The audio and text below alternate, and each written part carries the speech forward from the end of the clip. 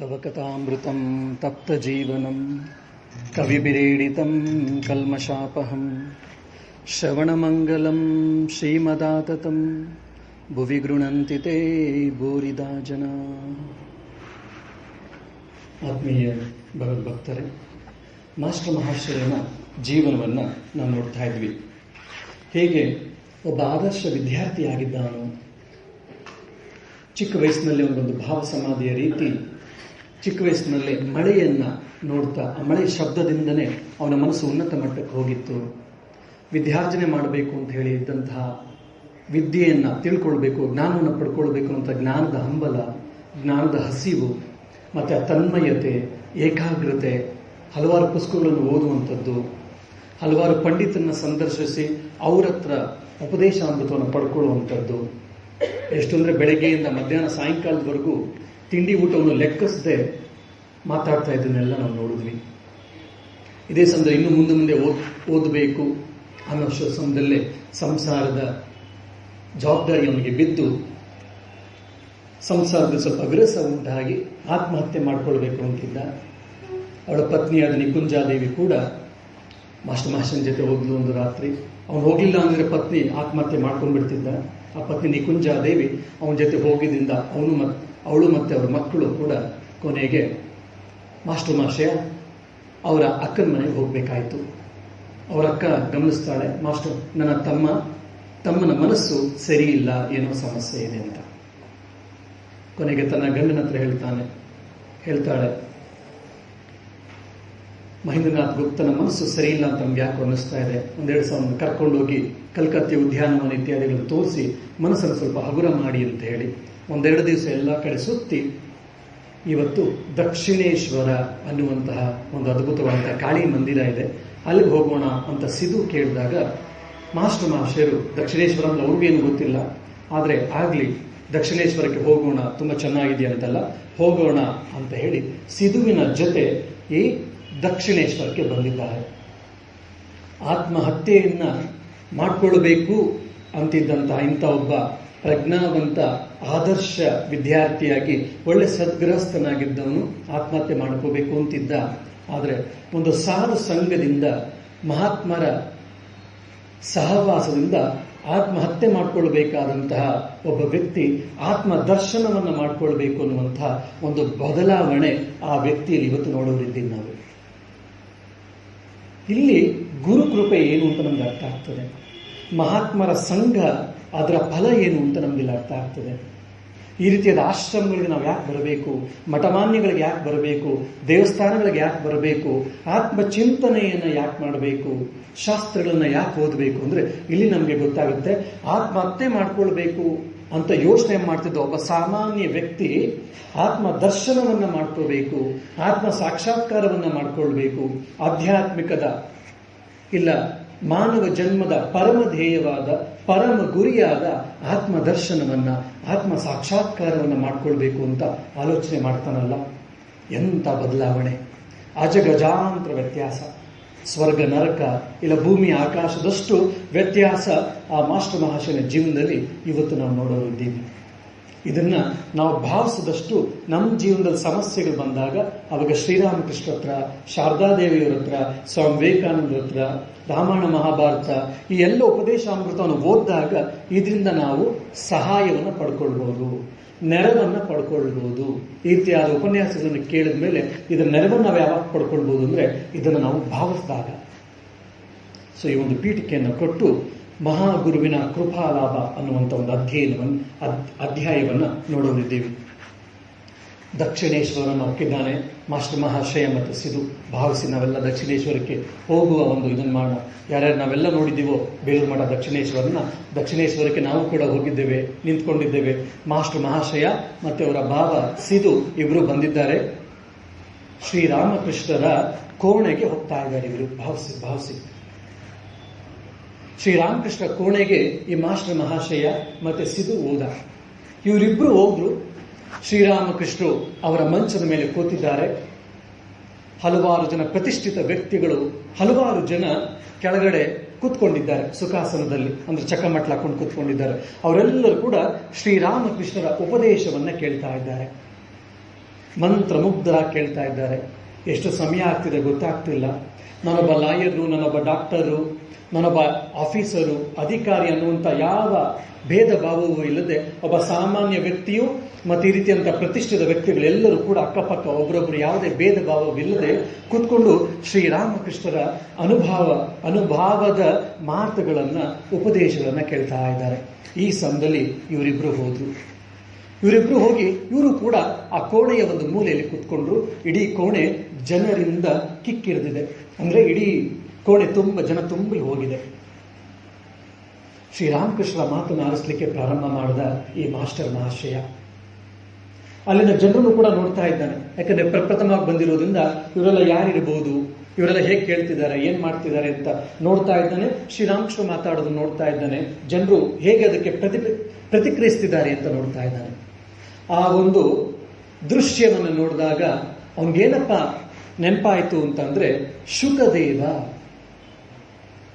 ವೇದವ್ಯಾಸರ ಮಗನಾದ ಶುಕದೇವನೇ, ಸ್ವಯಂ ಶುಕದೇವನೇ ಕೂತ್ಕೊಂಡು ಮಾತಾಡ್ತಿದ್ದಾನೆ.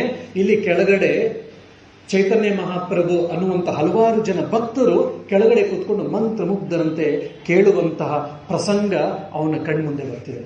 ಯಾಕಂದ್ರೆ ನಾನು ಹಿಂದೆ ಅಷ್ಟೇ ಹೇಳಿದ್ದೆ, ಚೈತನ್ಯ ಚರಿತಾಮೃತವನ್ನು ಇವನು ತುಂಬಾ ಓದ್ತಾ ಇದ್ದ. ವೈಷ್ಣವ ಪಂಥ ಬಂಗಾಳದಲ್ಲಿ ತುಂಬಾ ಫೇಮಸ್ಸು. ಶಾಕ್ತ ಮತ ಮತ್ತು ವೈಷ್ಣವ ಮತ ಇವೆರಡೂ ಕೂಡ ಬಂಗಾಳದಲ್ಲಿ ಅದ್ಭುತವಾದಂತಹ ಅದರದೇ ಆದಂತಹ ಛಾಪನ್ನು ಮೂಡಿಸಿದೆ. ಹಾಗಾಗಿ ಎಲ್ಲರೂ ಚೈತನ್ಯ ಮಹಾಪ್ರಭುವಿನ ಭಕ್ತರಾಗಿರ್ತಾರೆ ಹೆಚ್ಚು ಕಡಿಮೆ. ಸೊ ಹಾಗಾಗಿ ಆ ಶುಕದೇವನನ್ನ ಮತ್ತೆ ಚೈತನ್ಯ ಮಹಾಪ್ರಭುವನ್ನ ಇವನು ಸ್ಮರಿಸ್ಕೊಂಡು ಎಂತ ಅದ್ಭುತವಾದಂತಹ ರಮಣೀಯ ದೃಶ್ಯ ಇದು ಅಂತ ಅವನು ಭಾವಿಸ್ತಾ ಇದ್ದಾನೆ. ಇದು ಯಾಕಪ್ಪ ಅಂದ್ರೆ, ವಿದ್ಯಾರ್ಥಿ ದೆಸೆಯಲ್ಲಿ ಯುವಕನಾಗಿದ್ದಾಗ ಚೈತನ್ಯ ಚರಿತಾಮೃತ, ಭಾಗವತ ಇತ್ಯಾದಿ ಮಹಾಗ್ರಂಥಗಳನ್ನ ಈ ಮಾಸ್ಟರ್ ಮಹಾಶಯ ಅಧ್ಯಯನ ಮಾಡಿದ್ದ. ಹಾಗಾಗಿ ಅವನಿಗೆ ಈ ರೀತಿಯಾದ ಉಪಮೆ, ಈ ರೀತಿಯಾದ ದೃಶ್ಯ ಅವನ ಕಣ್ಮುಂದೆ ಬಂದಿದೆ. ಅವನ ಭಾವನೆ ಹೇಳ್ತಾರೆ ಈ ರೀತಿ, ಆ ಕೋಣೆಯಲ್ಲಿ ಪವಿತ್ರತೆ ಹೆಪ್ಪುಗಟ್ಟಿ ಬಿಟ್ಟಿರುವಂತಿದೆ. ಆ ಪುಟ್ಟ ಕೋಣೆಯಲ್ಲಿ ಸಕಲ ತೀರ್ಥಗಳು ಸಮಾಗಮ ಹೊಂದಿಬಿಟ್ಟಿರುವ ಹಾಗೆ ಅನ್ನಿಸ್ತಾ ಇದೆ. ಅವನ ಜರ್ಜದ ಹೃದಯದೊಳಗೆ ಆನಂದದ ಬುಕ್ಕೆ ಒಮ್ಮೆಲೆ ಮೂಡಿ ಬಂದಿತು ಅಂತ ಹೇಳ್ತಾನೆ. ಅವನ ಮನಸ್ಸಲ್ಲಾದ ಭಾವನೆಗಳೆಲ್ಲ ಅವನ ಡೈರಿಯಲ್ಲಿ ಬರೆದಿದ್ದ, ಮಾಸ್ಟರ್ ಮಹಾಶಯನ ದಿನಚರಿಯ ಡೈರಿಯಲ್ಲಿ ಬರೆದಿದ್ದ. ಇದನ್ನೇ ಇವತ್ತು ನಾವೆಲ್ಲ ಓದ್ತಾ ಇದ್ದೀವಿ. ಶ್ರೀರಾಮಕೃಷ್ಣ ಕೂತ್ಕೊಂಡು ಮಾತಾಡ್ತಿದ್ದಾರೆ, ಜನ ಕೂತ್ಕೊಂಡು ಕೇಳ್ತಾ ಇದ್ದಾರೆ. ಭಕ್ತರೆಲ್ಲರೂ ಕೂಡ ಅವರ ಅನುಭವದ ಮಾತನ್ನ ಕೇಳ್ತಾ ಇರುವಂತಹ ಮಾಸ್ಟರ್ ಮಹಾಶಯ ಪ್ರಪ್ರಥಮ ಕೂತ್ಕೊಂಡಿದ್ದ. ಅವನ ಅನುಭವ ಹೇಗೆ ನೋಡಿ, ಶುಕದೇವ ಕೂತಿದ್ದಾನೆ, ಕೆಳಗಡೆ ಚೈತನ್ಯ ಮಹಾಪ್ರಭು ಕೂತಿದ್ದಾರೆ. ಮತ್ತೆ ಇಡೀ ಪವಿತ್ರತೆಯ ಒಂದು ಸಾಕಾರ ಮೂರ್ತಿಯಾಗಿ ಹೆಪ್ಪುಗಟ್ಟಿಯಾಗಿ ಘನೀರೂಪವಾಗಿ ಕೂತ್ರೆ ಹೇಗಿರುತ್ತೋ ಹಾಗೆ ಆ ಪವಿತ್ರತೆ ಆ ಕೋಣೆಯಲ್ಲಿ ಹೆಪ್ಪುಗಟ್ಟಂತಿದೆ ಅಂತ ಹೇಳಿ ಅವನು ಭಾವಿಸ್ತಾ ಇದ್ದಾನೆ ಮಾಸ್ಟರ್ ಮಹಾಶಯ. ಇನ್ನೊಂದೇನು, ಎಲ್ಲ ಸಕಲ ತೀರ್ಥಗಳ ಸಮಾಗಮ ಆಗಿದೆ. ಶ್ರೀರಾಮಕೃಷ್ಣ ಚರಣ ತಲದಿ ಆ ಭಜನೆ ನಾವೆಲ್ಲ ಹೇಳ್ತೀವಿ, ಸಕಲ ತೀರ್ಥ ಸಕಲ ಶಾಸ್ತ್ರ ಸಾರ ನೀನ ಹೇ ಎನ್ನುತ್ತ ಶರಣೆನು ಮನವೇ. ಶ್ರೀರಾಮಕೃಷ್ಣಗೆ ಸಕಲ ತೀರ್ಥಗಳ ಸಕಲ ಶಾಸ್ತ್ರಗಳ ಸಮಾಗಮ ನೀನು ಶ್ರೀರಾಮಕೃಷ್ಣ. ನಿನ್ನ ಪಾದದಲ್ಲಿ ನಾನು ಶರಣು ಹೊಂದಿದ್ದೇನೆ, ನನ್ನನ್ನು ಕಾಪಾಡು, ರಕ್ಷಿಸು. ಇದೇ ಭಾವನೆ ಈ ಮಾಸ್ಟರ್ ಮಹಾಶಯನಿಗೂ ಆಗ್ತದೆ. ಎಲ್ಲ ಸಕಲ ತೀರ್ಥಗಳು ಅಲ್ಲಿ ಸಮಾಗಮ ಆಗಿದೆ ಅನ್ನುವಂಥ, ಅಂದ್ರೆ ಅತ್ಯಂತ ಪವಿತ್ರವಾದ ಭಾವನೆ, ಅತ್ಯಂತ ಶುದ್ಧವಾದ ಭಾವನೆ ಭಾಸವಾಗ್ತಿದೆ, ಅನ್ನಿಸ್ತಿದೆ ಮಾಸ್ಟರ್ ಮಹಾಶಯನಿಗೆ. ಇದು ಶ್ರೀರಾಮಕೃಷ್ಣರ ಅಲೌಕಿಕ ಶಕ್ತಿ. ಶ್ರೀರಾಮಕೃಷ್ಣ ಹತ್ರ ಬಂದು ಜನ ಯಾಕೆ ಚೇಂಜ್ ಆದ್ರು, ಯಾಕೆ ಬದಲಾದ್ರು? ಇಲ್ಲ, ಅಮೆರಿಕದ ಸಹೋದರಿ ಮತ್ತು ಸಹೋದರಿ ಅಂದಾಗ 6,000-7,000 ಜನ ಎದ್ದು ಚಿಕಾಗೋ ವಿಶ್ವ ಧರ್ಮ ಸಮ್ಮೇಳನದಲ್ಲಿ ಅವ್ರಿಗೆ ಗೊತ್ತಿಲ್ಲದಂಗೆ ಎದ್ದು ಚಪ್ಪಾಳೆ ಹೊಡಿತಾರಲ್ಲ, ಯಾಕೆ? ಅವ್ರಿರುವಂತಹ ಅಯಸ್ಕಾಂತೀಯ ವ್ಯಕ್ತಿತ್ವ. ಆ ಅಯಸ್ಕಾಂತೀಯ ವ್ಯಕ್ತಿತ್ವ ಎಲ್ಲಿಂದ ಬಂತಪ್ಪ ಅಂದ್ರೆ, ಅವರು ಮಾಡಿರುವ ಸಾಧನೆಯಿಂದ, ಅವ್ರಲ್ಲಿದ್ದಂತಹ ಪವಿತ್ರತೆಯಿಂದ, ಅವ್ರಲ್ಲಿದ್ದಂತಹ ವಿಶ್ವ ಭ್ರಾತೃತ್ವದಿಂದ. ಎಲ್ಲ ಗುಣಗಳು ಭಗವಾನ್ ಶ್ರೀರಾಮಕೃಷ್ಣರಲ್ಲಿತ್ತು. ನಾವು ಅವರನ್ನು ಅವತಾರ ಪುರುಷರು ಅಂತ ತೆಗೆದು ಪಕ್ಕಕ್ಕಿಟ್ಟರೂ ಕೂಡ ಅದನ್ನು ಯೋಚನೆ ಮಾಡದೆ ಒಬ್ಬ ಸಾಮಾನ್ಯ ವ್ಯಕ್ತಿ ಅಂತ ನಾವು ತೆಗೆದುಕೊಂಡ್ರು ಕೂಡ ನಮ್ಗೆ ಗೊತ್ತಾಗುತ್ತೆ. ಅವರು ಪವಿತ್ರತೆಯ ಸಾಕಾರ ಮೂರ್ತಿಯಾಗಿದ್ರು, ಸಾಧನೆಯ ಮೂರ್ತಿಯಾಗಿದ್ರು. ಅವ್ರು ಏನೇನು ಉಪದೇಶವನ್ನ ಮಾಡ್ತಿದ್ರು ಅದೆಲ್ಲವನ್ನು ಅವ್ರ ಜೀವನದಲ್ಲಿ ಅನುಭವಿಸಿದ್ರು, ಅನುಭವಿಗಳಾಗಿದ್ರು. ಹಾಗಾಗಿ ಅವರ ಒಂದೊಂದು ಮಾತಿಗೂ ಕೂಡ ಅತ್ಯಂತ ಅದ್ಭುತವಾದ ಶಕ್ತಿ ಇತ್ತು. ಅದನ್ನ ಮಂತ್ರಮುಗ್ಧರನ್ನಾಗಿ ಮಾಡ್ತಾ ಇತ್ತು. ಈ ಮಾಸ್ಟರ್ ಮಹಾಶಯನಿಗೆ ಮೊದಲೇ ಮನಸ್ಸಿಗೆ ಆಘಾತ ಆಗಿದೆ, ಭಾವನೆಗಳು ವಿಫಲವಾಗಿದೆ, ಭಾವನೆಗಳೆಲ್ಲವೂ ಕೂಡ ಡಿಸ್ಟರ್ಬ್ ಆಗಿತ್ತು. ಆತ್ಮಹತ್ಯೆ ಮಾಡಿಕೊಳ್ಬೇಕು ಅನ್ನುವಂತಹ ಒಬ್ಬ ಈಗಿನ ಕಾಲದಲ್ಲಿ ಸೈಕೋಸೊಮ್ಯಾಟಿಕ್ ಪ್ರಾಬ್ಲಮ್ ಆಗಿರುವಂತಹ ಸೈಕ್ಯಾಟ್ರಿಕ್ ಹೋಗ್ಬೇಕಾಗಿರುವಂಥ ಒಬ್ಬ ಯುವಕ ಹೋಗಿ ಶ್ರೀರಾಮಕೃಷ್ಣರ ಅಡಿದಾವರಲ್ಲಿ ಕೂತಾಗ ಅವನಿಗೆ ಉಂಟಾದ ಅನುಭವ ಹೇಗೆ ನೋಡಿ. ಅದಕ್ಕೆ ಹೋಮಿಯೋಪತಿ ಹತ್ರ, ಅಲೋಪತಿ ಹತ್ರ, ಆಯುಪತಿ ಹತ್ರ ಎಲ್ಲ ಹೋಗಿ ಜನ ಸುಸ್ತಾಗಿ ಕೊನೆಗೆ ಸೀತಾಪತಿ ಹತ್ರ ಬರ್ತಾರೆ, ಶ್ರೀರಾಮಕೃಷ್ಣ ಹತ್ರ ಬರ್ತಾರೆ, ಭಗವಂತನ ಹತ್ರ ಬರ್ತಾರೆ. ಯಾಕೆ? ಅಲ್ಲಿ ನಮಗೆ ಆನಂದದ ಬುಗ್ಗೆ, ಶಕ್ತಿಯ ಕಣಿವೆನೇ ಇಲ್ಲಿದೆ ನಮಗೆ. ಆದರೆ ನಾವು ಅದನ್ನು ಭಾವಿಸ್ಬೇಕು, ಅದನ್ನ ಅನುಭವಿಸ್ಬೇಕು. ಇದನ್ನು ನಾವು ಎಷ್ಟೆಷ್ಟು ಭಾವಿಸ್ತೀವೋ, ಎಷ್ಟೆಷ್ಟು ಅನುಭವಿಸ್ತೀವೋ ಅದರ ಪ್ರಯೋಜನ ಪಡ್ಕೊಳ್ಬೋದು. ಇಲ್ಲಾಂದ್ರೆ ಆಶ್ರಮದಲ್ಲೂ ಎಷ್ಟೋ ವರ್ಷದಿಂದ ತೆಂಗಿನ ಮರ ಇದೆ, ನಾವು ಕೂಡ ಬರ್ತಾ ಇರ್ತೀವಿ. ನಾವು ಆ ಭಾವಿಸದೇ ಇದ್ರೆ ಅದರಲ್ಲಿದ್ದಂತಹ ಈ ಆಶ್ರಮದಲ್ಲಿದ್ದಂತಹ ಪವಿತ್ರ ಭಾವನೆಗಳನ್ನ, ಪವಿತ್ರತೆಯನ್ನ, ಆಧ್ಯಾತ್ಮಿಕತೆ ನಾವು ಭಾವಿಸಿ ನಮ್ಮ ಜೀವನದ ಅವಿಭಾಜ್ಯ ಅಂಗವನ್ನಾಗಿ ಮಾಡಿಕೊಳ್ಳದೆ ಇದ್ರೆ ಆಶ್ರಮದಲ್ಲಿರುವ ತೆಂಗಿನ ಮರಕ್ಕೂ ನಮಗೂ ಯಾವ ವ್ಯತ್ಯಾಸ ಇರುವುದಿಲ್ಲ. ಇದು ಯಾವಾಗ ಸಾಧ್ಯ ಅಂದ್ರೆ ನಾವು ಭಾವಿಸ್ತಾ ಇದ್ದಾಗ, ಖಂಡನಭವ ಬಂಧನ ಹೇಳ್ತಾ ಇದ್ದಾಗ ಯಾಂತ್ರಿಕವಾಗಿ ಹೇಳೋದು ಬಿಟ್ಟು ಶ್ರೀರಾಮಕೃಷ್ಣರಲ್ಲಿ ಕೂತಿದ್ದಾರೆ, ನಾವೆಲ್ಲರೂ ಭಕ್ತರು ಆಡ್ತಾ ಇದ್ದೇವೆ, ಶ್ರೀರಾಮಕೃಷ್ಣ ನಮ್ಮ ಪ್ರಾರ್ಥನೆಯನ್ನ ಕೇಳ್ತಾ ಇದ್ದಾರೆ, ಹೇ ಪ್ರಭುವೇ ನಮ್ಮ ಭವಬಂಧನವನ್ನ ಖಂಡಿಸು ಅಂತೇಳಿ ನಾವು ನಿಜವಾಗ್ಲೂ ಭಾವಿಸಿ ನೀವು ಪ್ರಾರ್ಥನೆಯನ್ನ ಮಾಡಿದ್ರೆ ಆ ಖಂಡನ ಭವಬಂಧ ಒಂದೇ ಒಂದು ಸಾಕು ನಮಗೆ, ನಮ್ಮ ಮನಸ್ಸು ಮೇಲೆ ಕೆತ್ಕೊಂಡು ಹೋಗ್ಲಿಕ್ಕೆ. ಅರ್ತಿ ಭಾವಿಸ್ಬೇಕು. ಇದನ್ನ ನಾವು ಮಾಸ್ಟರ್ ಮಹಾಶಯನ ಜೀವನದಲ್ಲಿ ನೋಡ್ತಾ ಇದ್ದೀವಿ. ಪ್ರಥಮವಾಗಿ ಬಂದಿದ್ದಾನೆ ಮಾಸ್ಟರ್ ಮಹಾಶಯ. ರಾಮಕೃಷ್ಣ ಯಾರು ಅಂತ ಗೊತ್ತಿಲ್ಲ, ಅವತಾರ ಪುರುಷರು ಅಂತ ಗೊತ್ತಿಲ್ಲ, ಅವ್ರು ಏನೇನು ಸಾಧನೆ ಮಾಡಿದ್ರು ಅಂತ ಅವ್ನಿಗೆ ಗೊತ್ತಿಲ್ಲ. ಆದ್ರೆ ಸುಮ್ಮನೆ ಅವರ ಪಾದ ತಲದ ಕೆಳಗೆ ಕೂತ್ಕೊಂಡು ಅವರ ಮಾತಿನಲ್ಲಿ ಇಂಥ ಮಂತ್ರ ಮುಗ್ಧತೆ ಮಾಡಿದ್ದಾನೆ, ಆಗಿದ್ದಾನೆ ಅಂದ್ರೆ ಅವನು ಎಷ್ಟು ಭಾವಿಸಿದ್ದಾನೆ. ಇದು ನಮಗೆ ಭಕ್ತರಲ್ಲಿ ಕಾಣ್ತೀವಿ. ಅವರೆಲ್ಲ ಭಾವಿಸ್ತಾರೆ. ಹೆಚ್ಚೆಚ್ಚು ಭಗವಂತನ ಸಾನ್ನಿಧ್ಯವನ್ನ, ಗುರುವಿನ ಸಾನ್ನಿಧ್ಯವನ್ನ ಭಾವಿಸ್ತಾ ಇರ್ತಾರೆ. ಭೌತಿಕವಾಗಿ ಗುರುಗಳು, ದೇವರು, ಭಗವಂತ ಇದ್ರೆ ಸರಿ, ಇಲ್ಲಾಂದ್ರೆ ಮಾನಸಿಕವಾಗಿ, ಭಾವನಾತ್ಮಕವಾಗಿ ಅವ್ರು ಭಾವಿಸ್ತಾ ಇರ್ತಾರೆ. ನಾವು ಶ್ರೀರಾಮಕೃಷ್ಣ ಇದ್ದಾರೆ, ಶ್ರೀರಾಮಕೃಷ್ಣ ಮುಂದೆ ಕೂತಿದ್ದೀವಿ, ಶ್ರೀರಾಮಕೃಷ್ಣ ಹೇಳ್ತಾ ಇದ್ದಾರೆ, ನಮ್ಮ ಕಷ್ಟವನ್ನೆಲ್ಲ ನಾವು ಶ್ರೀರಾಮಕೃಷ್ಣ ಮುಂದೆ ಹೇಳ್ಕೊಳ್ತಾ ಇದ್ದೀವಿ, ಕೇಳಿ ನಮಗೆ ನಮ್ಮ ಕಷ್ಟವನ್ನು ಪರಿಹರಿಸ್ತಾ ಇದ್ದಾರೆ, ಅವರ ಕೃಪೆಯನ್ನು ನಮ್ಮ ಮೇಲೆ ಬಿಡ್ತಾ ಇದ್ದಾರೆ. ಈ ರೀತಿ ನಾವು ಭಾವಿಸಿದಷ್ಟು ನಮ್ಮಲ್ಲಿ ನಮಗೆ ಗೊತ್ತಿಲ್ಲದೆ ಶಕ್ತಿ ಜಾಸ್ತಿ ಆಗ್ತಾ ಹೋಗುತ್ತೆ. ಸಮಸ್ಯೆ ಕಡಿಮೆ ಆಗದೆ ಇರ್ಬೋದು, ಸಮಸ್ಯೆ ನಿವಾರಣೆ ಆಗದೆ ಇರ್ಬೋದು, ಆದ್ರೆ ಸಮಸ್ಯೆನ ಎದುರಿಸುವಂತ ತಾಕತ್ತು, ಶಕ್ತಿ ನಮಗೆಲ್ಲ ಸಿಗ್ತದೆ. ಇದನ್ನೇ ನಾವು ಮಾಸ್ಟರ್ ಮಹಾಶಯನ ಜೀವನದಲ್ಲಿ ನಾವು ನೋಡ್ತಾ ಇದ್ದೀವಿ. ಶುಕದೇವ ಇದ್ದಾನೆ ಅಂತ ಭಾವಿಸ್ತಾ ಇದ್ದೀವಿ, ಪವಿತ್ರತೆ ಹೆಪ್ಪುಗಟ್ಟಂತೆ ಆಯಿತು, ಸಕಲ ತೀರ್ಥಗಳ ಸಮಾಗಮ ಆಗಿದೆ, ಹೃದಯದಲ್ಲಿ ಆನಂದದ ಬುಗ್ಗೆ ಉಂಟಾಗಿದೆ. ಈ ಸಮಯದಲ್ಲೇ ಸಿದು ಹೇಳ್ತಾನೆ, ಇಲ್ಲ ಮಾಸ್ಟರ್ ಮಹಾಶಯ ಹೇಳಿದ್ರು, ಆಚೆ ಬಂದು ನಾವು ಎಲ್ಲಿ ಬಂದಿದ್ದೀವಿ, ಈ ಪರಿಸರ ಏನು, ಅದ್ಭುತವಾದಂಥ ಅಲೌಕಿಕವಾದ ಅನುಭವ ನಮ್ಗೆ ಇಲ್ಲಿ ಆಗ್ತಾ ಇದೆಯಲ್ಲ, ಇದಕ್ಕೆ ಕಾರಣ ಏನು, ಇದ್ರ ಸುತ್ತಮುತ್ತ ಪರಿಸರ ಏನಿದೆ ನೋಡ್ಕೊಂಡು ಬರೋಣ ಬಾ ಅಂತೇಳಿ ಅವರಿಬ್ರು ಎದ್ದು ಕೋಣೆಯಿಂದ ಆಚೆ ಬಂದರು. ಸಾಯಂಕಾಲ ಗೋಧೂಳಿಯ ಸಮಯ, ಪಶ್ಚಿಮದಲ್ಲಿ ಸೂರ್ಯಾಸ್ತವಾಗ್ತಾ ಇದೆ. ಗಂಗೆ, ಪವಿತ್ರವಾದ ಭಾಗೀರಥಿ ಗಂಗಾದೇವಿ ಜುಳು ಜುಳು ಶಬ್ದವನ್ನು ನಿನಾದ ಮಾಡ್ತಾ ಇರ್ತಾ ಇದ್ದಾಳೆ. ಒಂದು ನಾಬತ್ ಕೋಣೆಯಿಂದ ಪವಿತ್ರವಾದ ವಾದ್ಯಗಳ ಶಬ್ದ ಹೊರಹೊಮ್ಮುತ್ತಿದೆ. ಆ ಸಮಯದಲ್ಲಿ ಭವತಾರಿಣಿ ಕಾಳಿ ಮಂದಿರದಲ್ಲಿ, ರಾಧಾಕಾಂತನ ದೇವಸ್ಥಾನದಲ್ಲಿ, 12 ಶಿವಲಿಂಗದ ಮಂದಿರದಲ್ಲಿ ಸಾಯಂಕಾಲದ ಸಂಧ್ಯಾರತಿ ಪ್ರಾರಂಭ ಆಯಿತು. ಗೋಧೂಳಿಯ ಸಮಯ, ಸೂರ್ಯ ಅಸ್ತಂಗತನಾಗ್ತಿದ್ದಾನೆ. ಪವಿತ್ರವಾದ ಭಾಗೀರಥಿ ನದಿ ಹರಿತಾ ಇದ್ದಾರೆ, ಜುಳು ಜುಳು ಶಬ್ದವನ್ನು ಮಾಡ್ತಾ. ಸ್ವಯಂ ಭವತಾರಿಣಿ ಕಾಳಿಯ, ರಾಧಾಕಾಂತನ 12 ಶಿವಲಿಂಗ ಮಂದಿರಗಳಲ್ಲಿ ಸಾಯಂಕಾಲದ ಸಂಧ್ಯಾರತಿ ನಡೀತಾ ಇದೆ. ಎಲ್ಲ ಕಡೆ ಧೂಪವನ್ನು ಹಾಕಿದ್ದಾರೆ. ಅರ್ಧ ಬೆಳಕು, ಅರ್ಧ ಕತ್ತಲು. ಎಂಥ ಅದ್ಭುತವಾದ ರಮಣೀಯವಾದ ದೃಶ್ಯ ನೋಡಿ ಭಾವಿಸ್ಬೇಕು ನಾವು. ಇನ್ನೊಂದು ನೋಡಿದ್ರೆ ಸ್ವಯಂ ಭಗವಾನ್ ನಾರಾಯಣನೇ ಕೋಣೆಯಲ್ಲಿ ಕೂತ್ಕೊಂಡು ಭಕ್ತರಿಗೆ ಉಪದೇಶಾಮೃತವನ್ನು ಮಾಡಿಸ್ತಾ ಇದ್ದಾರೆ. ಈ ಸಮಯದಲ್ಲಿ ಮಾಸ್ಟರ್ ಮಹಾಶಯ ಸಿದ್ದುವಿನ ಜೊತೆ ಆಚೆ ಬಂದ. ಆ ಕಾಳಿಯ ಮಂದಿರದ ಆರತಿಯನ್ನು ಕಂಡ, ರಾಧಾಕಾಂತನ ಆರತಿಯನ್ನು ಕೂಡ ವೀಕ್ಷಿಸಿದ, ಶಿವನ ದೇವಾಲಯಗಳನ್ನು ಕೂಡ ಎಲ್ಲ ವೀಕ್ಷಿಸಿದ.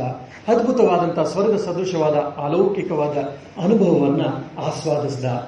ಗಂಗೆಯ ದರ್ಶನವನ್ನೂ ಪಡೆದ. ಇದೆಲ್ಲ ಆದ್ಮೇಲೆ ನಾನು ಎಲ್ಲಿ ಬಂದಿದ್ದೀನಿ, ಯಾವ ಜಾಗಕ್ಕೆ ಬಂದಿದ್ದೀನಿ ಅಂತ ಅವನಿಗೆ ಗೊತ್ತಾಯಿತು.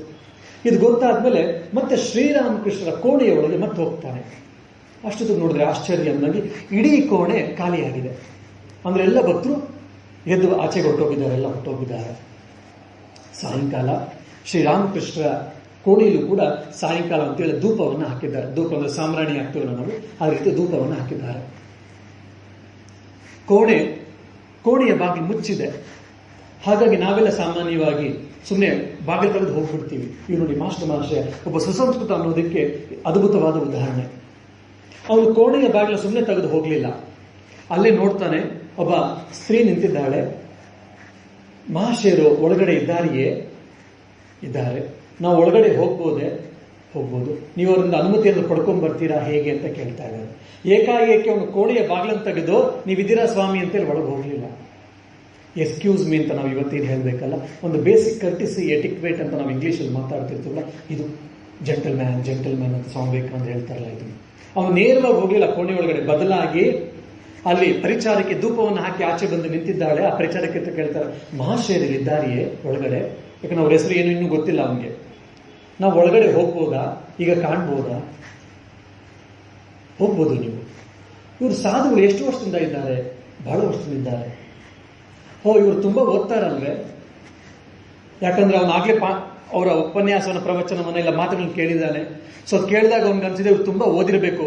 ಯಾಕಂದ್ರೆ ಇವನು ಕೂಡ ಈಗಿನ ಕಾಲದ ತರ ಶಾಲೆಯಲ್ಲಿ ಹೋಗಿ ಬಂದಿರುವಂತ ಮಾಸ್ಟರ್ ಅವನಿಗೆ ಸಾಕಷ್ಟು ಪುಸ್ತಕಗಳನ್ನು ಓದಿದ್ದ.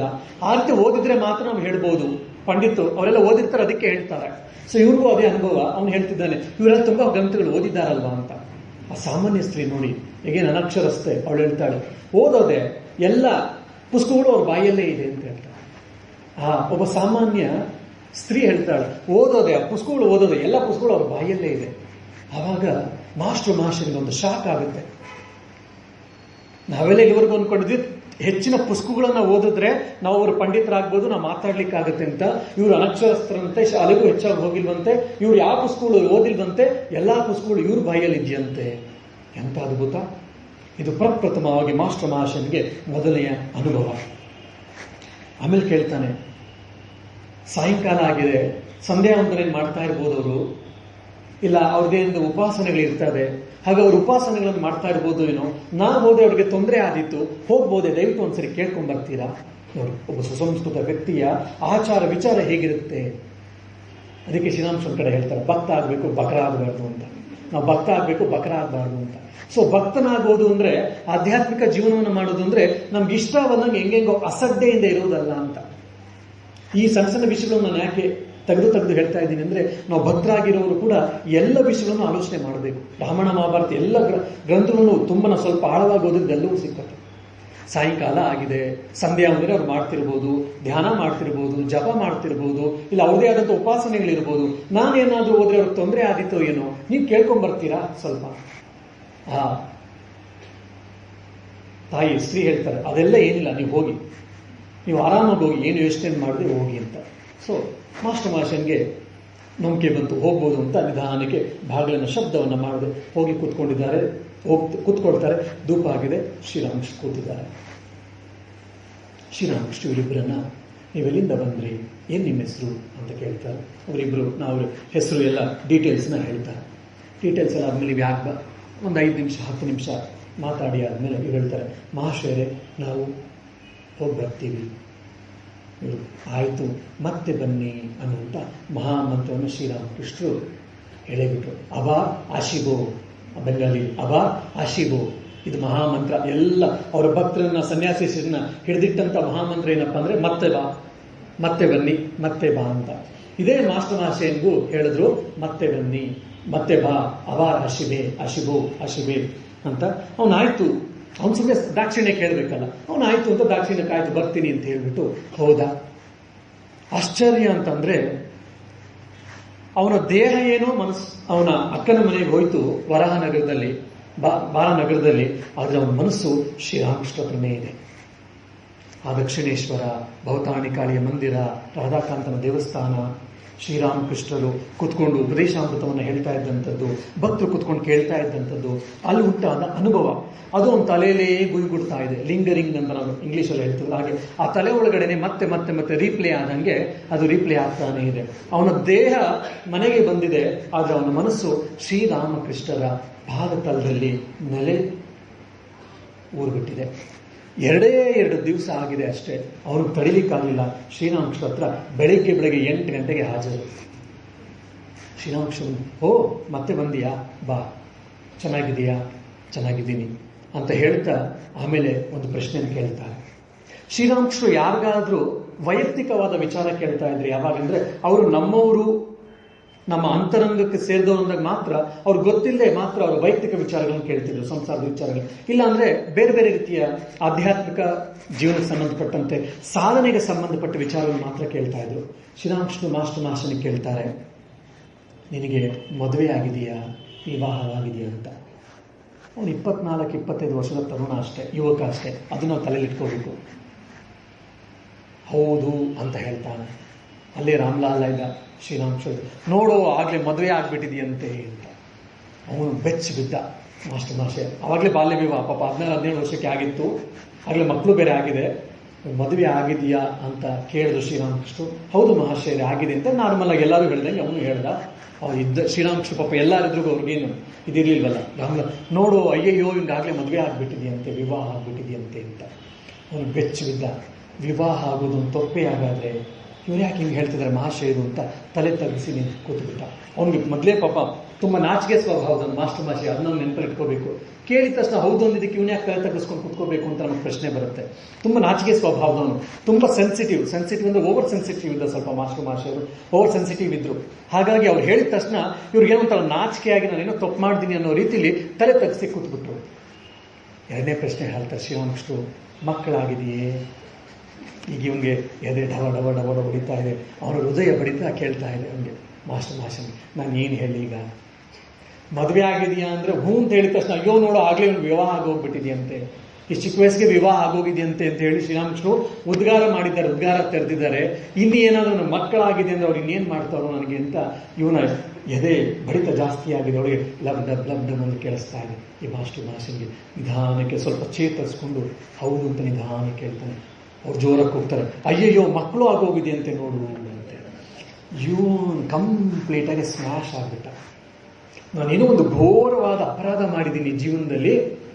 ನಾನು ಕೋರ್ಟಲ್ಲ ಒಂದು ಅಪರಾಧಿಯ ಕಟಕಟೆಯಲ್ಲಿ ನಿಲ್ಲಿಸಿ ಹೇಗೆ ಮಾತಾಡ್ತಿರ್ತಾನೆ ನೀನು ಮಾಡಿ ತಪ್ಪು ಅಂತೇಳಿ, ಆ ರೀತಿ ಒಂದು ಘೋರ ಅಪರಾಧವನ್ನು ನಾನು ಮಾಡಿದ್ದೀನಿ ಅನ್ನುವ ರೀತಿ ಭಾಸ ಉಂಟಾಗಿದೆ ಈ ಮಾಸ್ಟರ್ ಮಹಾಶಯನ್ಗೆ. ಆವಾಗ ನಿಧಾನಕ್ಕೆ ಶ್ರೀರಾಮಕೃಷ್ಣ ಹೇಳ್ತಾರೆ, ಆಯ್ತು ಬಿಡು ಅಂತ ಹೇಳಿದಾಗ ಅವ್ನು ಸ್ವಲ್ಪ ಮನಸ್ಸಿಗೆ ಒಂದು ಸ್ವಲ್ಪ ಧೈರ್ಯ ಬರುತ್ತೆ. ಪ್ರಶ್ನೆಯನ್ನು ಕೇಳ್ತಾರೆ. ಮತ್ತು ಮೂರನೇ ಪ್ರಶ್ನೆ ಶ್ರೀರಾಮಕೃಷ್ಣರು, ನಿನ್ನ ಹೆಂಡತಿ ವಿದ್ಯಾವಂತೇನೋ ಅವಿದ್ಯಾವಂತೇನೋ ಅಂತ. ಇವನ ಪ್ರಕಾರ ಏನು ಅಂದರೆ ವಿದ್ಯಾವಂತೆ ಅಂದರೆ ಯಾರು? ಯೂನಿವರ್ಸಿಟಿಗೆ ಹೋದವರು, ಪಾಸ್ ಆದವರು, ಡಿಗ್ರಿ ಪಾಸ್ ಆದವರು, ಓದಿರೋರು ಅಂತ ಇವನ ಪ್ರಕಾರ. ಫಟ್ ಅಂತೇಳಿ ಮಾಸ್ಟರ್ ಇಮ್ಮಿಡಿಯೇಟ್ ಆಗಿ ಅವಳು ಅವಿದ್ಯಾವಂತೆ ಅಷ್ಟೇನು ಗೊತ್ತಿಲ್ಲ ಅಂತ. ಶ್ರೀರಾಮಕೃಷ್ಣ, ಓ ನೀನು ತುಂಬ ದೊಡ್ಡ ವಿದ್ಯಾವಂತ ನಂಗಾದ್ರೆ ಅಂದ್ಬಿಡ್ತಾರೆ. ಮತ್ತೆ ಆಗ್ಲೇ 2 ಸರಿ ಬಾರಿಸಿದ್ರು, 3ನೇ ಸರಿ ಮತ್ತೊಮ್ಮೆ ಶ್ರೀರಾಮಕೃಷ್ಣ ಬಾರಿಸ್ತಾರೆ. ಓಹೋ ನೀನು ತುಂಬಾ ವಿದ್ಯಾವಂತ ನಂಗಾದ್ರೆ, ಅವಳು ಅವಿದ್ಯಾವಂತೆ, ನೀನು ತುಂಬಾ ವಿದ್ಯಾವಂತನ ಅಂತ. ಇವ್ರು ಪಾಪ ಗ್ರಾಜ್ಯುಯೇಟ್ ಆಗಿದ್ರು, ಪೋಸ್ಟ್ ಗ್ರಾಜ್ಯುಯೇಟ್ ಆಗಿದ್ದಾರೆ, ರ್ಯಾಂಕ್ ಎಲ್ಲ ಬಂದಿದ್ರು. ಆ ದೃಷ್ಟಿಯಿಂದ ನಾನು ವಿದ್ಯಾವಂತ ಅನ್ನುವಂಥ ಒಂದು ಸಾಮಾನ್ಯ ಲೌಕಿಕ ದೃಷ್ಟಿಲಿದ್ದಂತ ಒಂದಿದ್ರ ಮೇಲೆ ಹೇಳ್ದ. ಆದರೆ ಶ್ರೀರಾಮಕೃಷ್ಣ ಟಾಂಟ್ ಮಾಡಿ ಸರಿಯಾಗಿ ಕೊಡ್ತಾ ಇದ್ದಾರೆ, ಓ ನೀನು ದೊಡ್ಡ ವಿದ್ಯಾವಂತ ಆಗವ್ರೆ ಅಂತ. ಅವನ ಅಹಂಕಾರಕ್ಕೆ ಮತ್ತೊಮ್ಮೆ ಏಟು ಬಿದ್ದುಬಿಡ್ತು. ಈಗ ಅವನ ತಲೆ ತಗ್ಸಿ ಕೂತ್ಬಿಟ್ಟ. ನಾನು ಇನ್ನೇನು ಹೇಳಿದ್ರು ನನಗೆ ಹೊಡಿತಾರೆ ಇವರು ಅಂತೇಳಿ. ಕೊನೆ ಕೇಳ್ತಾರೆ, ನಿನಗೆ ಸಾಕಾರದಲ್ಲಿ ಇಷ್ಟವೋ ನಿರಾಕಾರದಲ್ಲಿ ಇಷ್ಟವೋ? ಇವನು ಬ್ರಾಹ್ಮ ಸಮಾಜಕ್ಕೆ ಹೋಗ್ತಾ ಇದ್ದ, ಬ್ರಹ್ಮ ಸಮಾಜದ ಸದಸ್ಯನೂ ಆಗಿದ್ದ. ಹಾಗಾಗಿ ಇವನು ನಿರಾಕಾರದಲ್ಲಿ ಇಷ್ಟ. ಮೂರ್ತಿ ಪೂಜೆ ಇವನು ಇಷ್ಟಪಡ್ತಾ ಇರಲಿಲ್ಲ. ಮೂರ್ತಿಗಳಲ್ಲಿ ದೇವರಿದ್ದಾರೆ, ಅದು ದೇವರ ಒಂದು ಪ್ರತೀಕ ಅಂತ ಇವನಿಗೆ ಇರಲಿಲ್ಲ. ಯಾಕಂದ್ರೆ ಬ್ರಾಹ್ಮ ಸಮಾಜಕ್ಕೆ ಹೋಗ್ತಾ ಇದ್ದ. ಮತ್ತೆ ಇವನು ಕೇಶವಚಂದ್ರ ಸೇನನ ಸಂಬಂಧಿ ಕೂಡ. ಇವನು ನಿರಾಕಾರ, ನನಗೆ ನಿರಾಕಾರದಲ್ಲಿ ಆಸಕ್ತಿ, ನಿರಾಕಾರದಲ್ಲಿ ಶ್ರದ್ಧೆ, ನಾನು ನಿರಾಕಾರವನ್ನು ನಂಬ್ತೀನಿ, ಭಗವಂತ ನಿರಾಕಾರ ಅಂತ ಹೇಳ್ತಾರೆ. ಈಗ ನಮ್ಗೆ ಈ ಸಮಸ್ಯೆಗಳೆಲ್ಲ ಇಲ್ಲ. ಯಾಕೆ ನಾವು ಯಾರು ಇದನ್ನು ಸೀರಿಯಸ್ ಆಗೆಲ್ಲ ತೆಗೆದುಕೊಳ್ಳಲ್ಲ. ಆಗಿನ ಕಾಲದಲ್ಲಿ ಇವೆಲ್ಲ ತುಂಬ ಸೀರಿಯಸ್ ಆಗಿ ತೆಗೆದುಕೊಳ್ತಾ ಇದ್ರು. ನಾವು ಸಾಕಾರಿಗಳು, ನಾವು ನಿರಾಕಾರಿಗಳು, ನಿಮ್ಮದು ಸರಿ ಇಲ್ಲ ನಮ್ಮದು ಸರಿ ಇಲ್ಲ ಅನ್ನುವಂಥ ವಾದ ವಿವಾದಗಳು ನಡೀತಾ ಇತ್ತು. ಅದನ್ನ ಆ ಸಮಯದಲ್ಲಿದ್ದಂತಹ ಒಂದು ಸಾಮಾಜಿಕ ಪರಿಸ್ಥಿತಿಗಳನ್ನ ನಾವು ಇಟ್ಕೊಂಡಾಗ ಈ ಪ್ರಶ್ನೆಗಳ ಇದ್ರ ಸಮಂಜಸ, ಇದರ ಔಚಿತ್ಯ ನಮಗೆ ಗೊತ್ತಾಗುತ್ತೆ. ಅವ್ರು ಸಾಕಾರ ಆಗಲಿ ನಿರಾಕಾರ ಆಗಲಿ ಯಾಕೆ ಇಷ್ಟೊಂದು ಕಷ್ಟ ಅಂತ ಈಗಿನ ಕಾಲದ ನಾವುಗಳು ಯೋಚನೆ ಮಾಡ್ತೀವಿ. ಯಾಕೆ ನಮ್ಗೆ ಹೇಳಿದ್ರು ಏನೂ ಪ್ರಾಬ್ಲಮ್ ಇಲ್ಲ. ಬಟ್ ಆಗಿನ ಕಾಲದಲ್ಲಿ ಆಗಿರಲಿಲ್ಲ. ಸಾಕಾರಿಗಳು ಅವರೇ ಶ್ರೇಷ್ಠ ಅಂತ, ನಿರಾಕಾರಿಗಳು ಅವರೇ ಶ್ರೇಷ್ಠ ಅಂತ ಅವ್ರದ್ದೇ ಯಾವುದಾದ ರೀತಿಯ ವಿಚಾರಗಳನ್ನು ಅವ್ರು ಮಂಡಿಸ್ತಾ ಇದ್ರು. ಅದೇ ರೀತಿ ನನಗೆ ನಿರಾಕಾರದಲ್ಲಿ ನಂಬಿಕೆ ಇದೆ, ನಿರಾಕಾರದಲ್ಲಿ ಶ್ರದ್ಧೆ ಇದೆ, ನಿರಾಕಾರದಲ್ಲಿ ವಿಶ್ವಾಸ ಇದೆ, ನನಗೆ ನಿರಾಕಾರ ಹಿಡಿಸ್ತದೆ ಅಂತ ಹೇಳ. ಶ್ರೀರಾಮಕೃಷ್ಣರು ಅವರ ಅನುಭವದ ನೆಲೆಗಟ್ಟಿನ ಮೇಲೆ ಹೇಳ್ತಾರೆ, ಒಳ್ಳೆಯದು, ನಿನಗೆ ಭಗವಂತನ ನಿರಾಕಾರದ ಮೇಲೆ ಶ್ರದ್ಧೆ ಇದೆಯಲ್ಲ, ನೀನು ಅದೇ ರೀತಿ ಉಪಾಸನೆಯನ್ನು ಮಾಡು, ಸಾಧನೆಯನ್ನು ಮಾಡು. ಆದ್ರೆ ಭಗವಂತ ಸಾಕಾರನೂ ಹೌದು, ನಿರಾಕಾರನೂ ಹೌದು. ಭಗವಂತನಿಗೆ ಯಾವುದೇ ರೂಪವೂ ಇಲ್ಲ, ಭಗವಂತನಿಗೆ ಎಲ್ಲಾ ರೂಪಗಳು ಇದೆ. ಭಗವಂತ ಸಾಕಾರನೂ ಹೌದು, ನಿರಾಕಾರವೂ ಹೌದು, ಎರಡೂ ಅಷ್ಟೇ ಸತ್ಯ. ಹೇಗೆ? ಸಮುದ್ರದ ನೀರಿಗೆ ಯಾವುದೇ ಆಕಾರ ಇಲ್ಲ. ನಾವೀಗ ಈ ಪಾತ್ರೆಯಲ್ಲಿ ಹಾಕಿದ್ರೆ, ಈ ಲೋಟದಲ್ಲಿ ಹಾಕಿದ್ರೆ ಲೋಟದ ರೂಪವನ್ನು ತೆಗೆದುಕೊಳ್ಳುತ್ತೆ. ನಾವು ಇನ್ನೊಂದು ಬಟ್ಲಿಗೆ ಹಾಕಿದ್ರೆ ಬಟ್ಟಲ ರೂಪವನ್ನು ತೆಗೆದುಕೊಳ್ಳುತ್ತೆ. ನಾವೊಂದು ತೊಟ್ಟಿಗೆ ತುಂಬಿಸಿದ್ರೆ ತೊಟ್ಟಿಯ ರೂಪವನ್ನು ತೆಗೆದುಕೊಳ್ಳುತ್ತೆ. ಹಾಗಾಗಿ ನೀರಿಗೆ ಯಾವುದೇ ರೂಪವಿಲ್ಲ. ಶ್ರೀರಾಮಕೃಷ್ಣ ಉದಾಹರಣೆ ಕೊಡ್ತಾರೆ, ನೀರಿಗೆ ಯಾವುದೇ ರೂಪ ಇಲ್ಲ. ಆದ್ರೆ ಆ ಸಮುದ್ರದಲ್ಲಿ ಕೆಲವು ಕಡೆ ತುಂಬಾ ಅತ್ಯಂತ ಶೀತಲವಾದ ಪ್ರದೇಶಗಳಿರುತ್ತೆ. ಅಂತ ಸಮಯದಲ್ಲಿ ತುಂಬಾ ಶೀತಲವಾದಾಗ ಆ ನೀರು ಎಪ್ಪಗಟ್ಟಾಗಿ ಮಂಜಾಗುತ್ತೆ, ಅಂದ್ರೆ ಐಸ್ ಆಗುತ್ತೆ. ಐಸ್ ಆದಾಗ ಅದರದೇ ಆದಂತ ಒಂದು ಶೇಪ್ ಬಂದ್ಬಿಡುತ್ತೆ. ಅಂದ್ರೇನು? ಅದಕ್ಕೆ ರೂಪ ಬಂತು. ನೀವು ಆರ್ಟಿಕ್ ಅಂತ ತೆಗೆದುಕೊಳ್ಬಹುದು ಎಕ್ಸಾಂಪಲ್, ಬೆಸ್ಟ್ ಎಕ್ಸಾಂಪಲ್. ಸಮುದ್ರದ ನೀರೇ ಅದು, ಆದ್ರೆ ಅಲ್ಲಿ ಅತ್ಯಂತ ಮೈನಸ್ ಟೆಂಪರೇಚರ್ ಇರೋದ್ರಿಂದ ಆ ನೀರೇನಾಗಿದೆ? ಐಸ್ ಫಾರ್ಮೇಶನ್ ಆಗಿದೆ. ಬಿಸಿಲು ಬಂತು ಅಂತಂದ್ರೆ ಆ ಸಮುದ್ರದ ಐಸು ಮಂಜುಗಡ್ಡೆ ಕರಗಿದಾಗ ನೀರಾಗತ್ತೆ. ನೀರಾದಾಗ ರೂಪ ಇಲ್ಲ, ಮಂಜುಗಡ್ಡೆ ಆದಾಗ ಅದಕ್ಕೊಂದು ರೂಪ ಸಿಕ್ತು. ಅದು ಹೇಗೋ ಹಾಗೆ ಸಚ್ಚಿದಾನಂದ ಸಾಗರ ಭಗವಂತ ಭಕ್ತರ ಇಚ್ಛೆಯ ಮೇರೆಗೆ, ಕೆಲವು ಅವಶ್ಯಕತೆಯ ಮೇರೆಗೆ ಅವನು ರೂಪವನ್ನು ತೆಗೆದುಕೊಳ್ತಾನೆ. ಹಾಗಾಗಿ ಸಾಕಾರವೂ ಹೌದು, ನಿರಾಕಾರವೂ ಹೌದು ಭಗವಂತ ಅಂತ ಹೇಳಿ ಮಾಸ್ಟರ್ ಮಹಾಶಯನ್ಗೆ ಒಂದು ಸಣ್ಣ ಎಕ್ಸ್ಪ್ಲನೇಷನ್, ವ್ಯಾಖ್ಯಾನವನ್ನು ಶ್ರೀರಾಮಕೃಷ್ಣ ಕೊಟ್ಟರು. ಮಾಸ್ಟರ್ ಮಹಾಶಯನ್ಗೆ ಇನ್ನೂ ಏಟ್ ಸಾಕಾಗಿಲ್ಲ ಅಂತ ಕಾಣ್ತದೆ. ಅದಕ್ಕೆ ಮತ್ತೆ ವಾದ ಮಾಡಲಿಕ್ಕೆ ಪ್ರಾರಂಭ ಮಾಡಿದ. ಒಮ್ಮೆ ಭಗವಂತ ಸಾಕಾರ ಆಗಿದ್ರು ಮಣ್ಣಿನ ಮೂರ್ತಿ ಅಂತೂ ಅಲ್ಲ. ಭಗವಂತನ ರೂಪ ಇದೆ ಅಂತ ನೀವು ಹೇಳ್ತಾ ಇದ್ದೀರ ಮಹಾಶಯರೇ, ಒಪ್ಕೊಳ್ತೀನಿ, ಆಯ್ತು. ಆದ್ರೆ ಮಣ್ಣಿನ ಮೂರ್ತಿ ಅಂತೂ ಅಲ್ಲ ಅಂತ ಹೇಳಿ ಪ್ರಶ್ನೆ ಹಾಕ್ತಾರೆ. ಶ್ರೀರಾಮಕೃಷ್ಣ ಹೇಳ್ತಾರೆ, ಮಣ್ಣು ಯಾಕೆ ಆಗ್ತಾನೆ ಭಗವಂತ? ಮಣ್ಣಾಗಲ್ಲ, ಮಣ್ಣು ಯಾಕೆ ಆಗ್ತಾನೆ ಅಂತ ಕೇಳ್ತಾರೆ. ಅವನು ಚಿನ್ಮಯ ಮೂರ್ತಿ, ಅವನು ಮಣ್ಣಿನ ಮೂರ್ತಿ ಅಲ್ಲ, ಅವನು ಚಿನ್ಮಯ ಮೂರ್ತಿ ಅಂತ ಇನ್ನೂ ಒಂದೇ ಒಂದು ವಾಕ್ಯ ಹೇಳಿದ್ದಾರೆ. ಅದಿನ್ನು ಏನು ಅಂತ ಹೇಳಬೇಕು ಅಂತ ಇನ್ನೋರು ಅದಕ್ಕೆ ಉದಾಹರಣೆನ ವ್ಯಾಖ್ಯಾನ ಕೊಡಬೇಕು, ಅಷ್ಟರಿಂದ ಬಾಯ ಹಾಕ್ದ. ಹಾಗಾದ್ರೆ ಜನ ಮಣ್ಣಿನ ಮೂರ್ತಿಗೆಲ್ಲ, ಲೋಹದ ಮೂರ್ತಿ ಮಣ್ಣಿನ ಮೂರ್ತಿಗೆಲ್ಲ ಪೂಜೆ ಮಾಡ್ತಾರಲ್ಲ, ಅದೆಲ್ಲ ತಪ್ಪು ಅಂತ ಹೇಳ್ಬೇಕಲ್ವೇ ಹಾಗಾದ್ರೆ ಅಂತ ಅಂದ. ಶ್ರೀರಾಮಕೃಷ್ಣರು ಈ ಸರಿ ಸರಿಯಾಗಿ ಚಾಟಿ ಬೀಸ್ತಾರೆ. ನಿಮ್ಮ ಕಲ್ಕತ್ತೆ ಜನರಿಗೆ ಇದೊಂದು ರೋಗ ಇದೆ, ಏನು? ಬೇರೆ ಜನಕ್ಕೆ ಬೆಳಕು ತರಬೇಕು, ಬೇರೆ ಜನಕ್ಕೆ ಜ್ಞಾನ ತರಬೇಕು. ನೀವೇ ಅಜ್ಞಾನದಲ್ಲಿ ತೊಳಲಾಡ್ತಾ ಇದ್ದೀರಾ. ಪ್ರತಿನಿತ್ಯ ನಾನು ಮೇಲ್ಗಡೆ ಬಂದು, ಅಯ್ಯೋ ಕಲ್ಕತ್ತೆಯ ಜನರು ನೀವೆಲ್ಲ ಕತ್ತಲಲ್ಲಿ ಅಜ್ಞಾನದಲ್ಲಿ ತೊಳಲಾಡ್ತಿರಲ್ಲ, ಬನ್ನಿ ಅಂತ ಕರಿತಾ ಇರ್ತೀನಿ. ನೀವೇ ಅಜ್ಞಾನದಲ್ಲಿ ಕತ್ತಲು ತೊಳಕಾಡ್ತಾ ಇದ್ದೀರಾ, ಮತ್ತೆ ನೀವು ಇನ್ನೊಬ್ಬರಿಗೆ ಜ್ಞಾನವನ್ನು ಕೊಡಬೇಕು ಅಂತಿದ್ದೀರಲ್ಲ, ನಿಮ್ಗೆ ಇದೊಂದು ಗೀಳು, ಇದೊಂದು ಹುಚ್ಚು ಅಂತ ಬೈದು ಬಿಡ್ತಾರೆ ಶ್ರೀರಾಮಕೃಷ್ಣರು. ಅವನಿಗೆ ಒಡೆದಂಗಾಗಿ ಸುಮ್ಮನೆ ಬಾಯಿ ಮುಚ್ಕೊಂಡು ಕೂತ್ಕೊಂಡೇ ಬಿಟ್ಟ. ಶ್ರೀರಾಮಕೃಷ್ಣ ಮುಂದುವರಿಸ್ಕೊಂಡು ಹೇಳ್ತಾರೆ, ಈ ಜಗತ್ತನ್ನ ಯಾರು ಸೃಷ್ಟಿ ಮಾಡಿದ್ದಾನೋ, ಈ ಜಗತ್ತನ್ನ ಯಾರು ಪರಿಪಾಲಿಸ್ತಾ ಇದ್ದಾನೋ, ಈ ಜಗತ್ತನ್ನ ಯಾರು ಲಯ ಮಾಡ್ತಾನೋ, ಅವನು ನಿಜವಾದ ಗುರು, ಅವನು ನಿಜವಾದ ಜ್ಞಾನಿ. ಅವನು ಬಂದು ಜ್ಞಾನವನ್ನು ಕೊಡ್ತಾನೆ, ಅವನು ಬಂದು ಎಲ್ಲರಿಗೂ ಕತ್ತಲನ್ನ ನಿವಾರಿಸ್ತಾನೆ. ನೀನು ಯಾಕೆ ಕೊಡ್ಲಿಕ್ಕೆ ಅಂತ ಕೇಳಿದ ತಕ್ಷಣ ಅವನು ಸುಮ್ಮನೆ ಆಗ್ಬಿಟ್ಟ. ಆಮೇಲೆ ಹೇಳ್ಕೊಂಡು ಹೋಗ್ತಾರೆ, ನಾವು ಮಣ್ಣಿನ ಮೂರ್ತಿಯನ್ನ ಪೂಜೆ ಮಾಡ್ತಾ ಇದ್ದೀವಿ ಅಂದ್ರೆ ಜನ ಯಾರು ಮಣ್ಣಿಗೆ ಪೂಜೆ ಮಾಡಲ್ಲ, ಅದೊಂದು ಭಗವಂತನ ಪ್ರತೀಕ. ಭಗವಂತ ನಿರಾಕಾರ, ಎಷ್ಟು ಸತ್ಯವೂ ಸಾಕಾರವೂ ಹೌದು. ಭಗವಂತನ ನಾವು ರೂಪಿಸ್ಕೊಳ್ಬೇಕು, ಭಾವಿಸ್ಕೊಳ್ಬೇಕು ಅಂದ್ರೆ ಯಾವುದೇ ಒಂದು ರೂಪ ಇಲ್ಲದೆ ಇದ್ರೆ ನಮ್ಗೆ ಸಾಧ್ಯ ಆಗೋಲ್ಲ. ಹಾಗಾಗಿ ನಾವು ಭಗವಂತನಿಗೊಂದು ರೂಪವನ್ನು ಕೊಟ್ಟಿದ್ದೇವೆ. ಆ ರೂಪವನ್ನು ನೀವು ಲೋಹದಿಂದ ಮಾಡ್ತೀರಾ, ಚಿನ್ನದಿಂದ ಮಾಡ್ತೀರಾ, ಬಂಗಾರದಿಂದ ಮಾಡ್ತೀರಾ, ತಾಮ್ರದಿಂದ ಮಾಡಿರ್ಬೋದು, ಕಲ್ಲಿನಿಂದ ಮಾಡಿರ್ಬೋದು, ಇಲ್ಲ ಮಣ್ಣಿನಿಂದ ಮಾಡಿರ್ಬೋದು, ಇಲ್ಲ ಮರದಿಂದ ಮಾಡಿರ್ಬೋದು.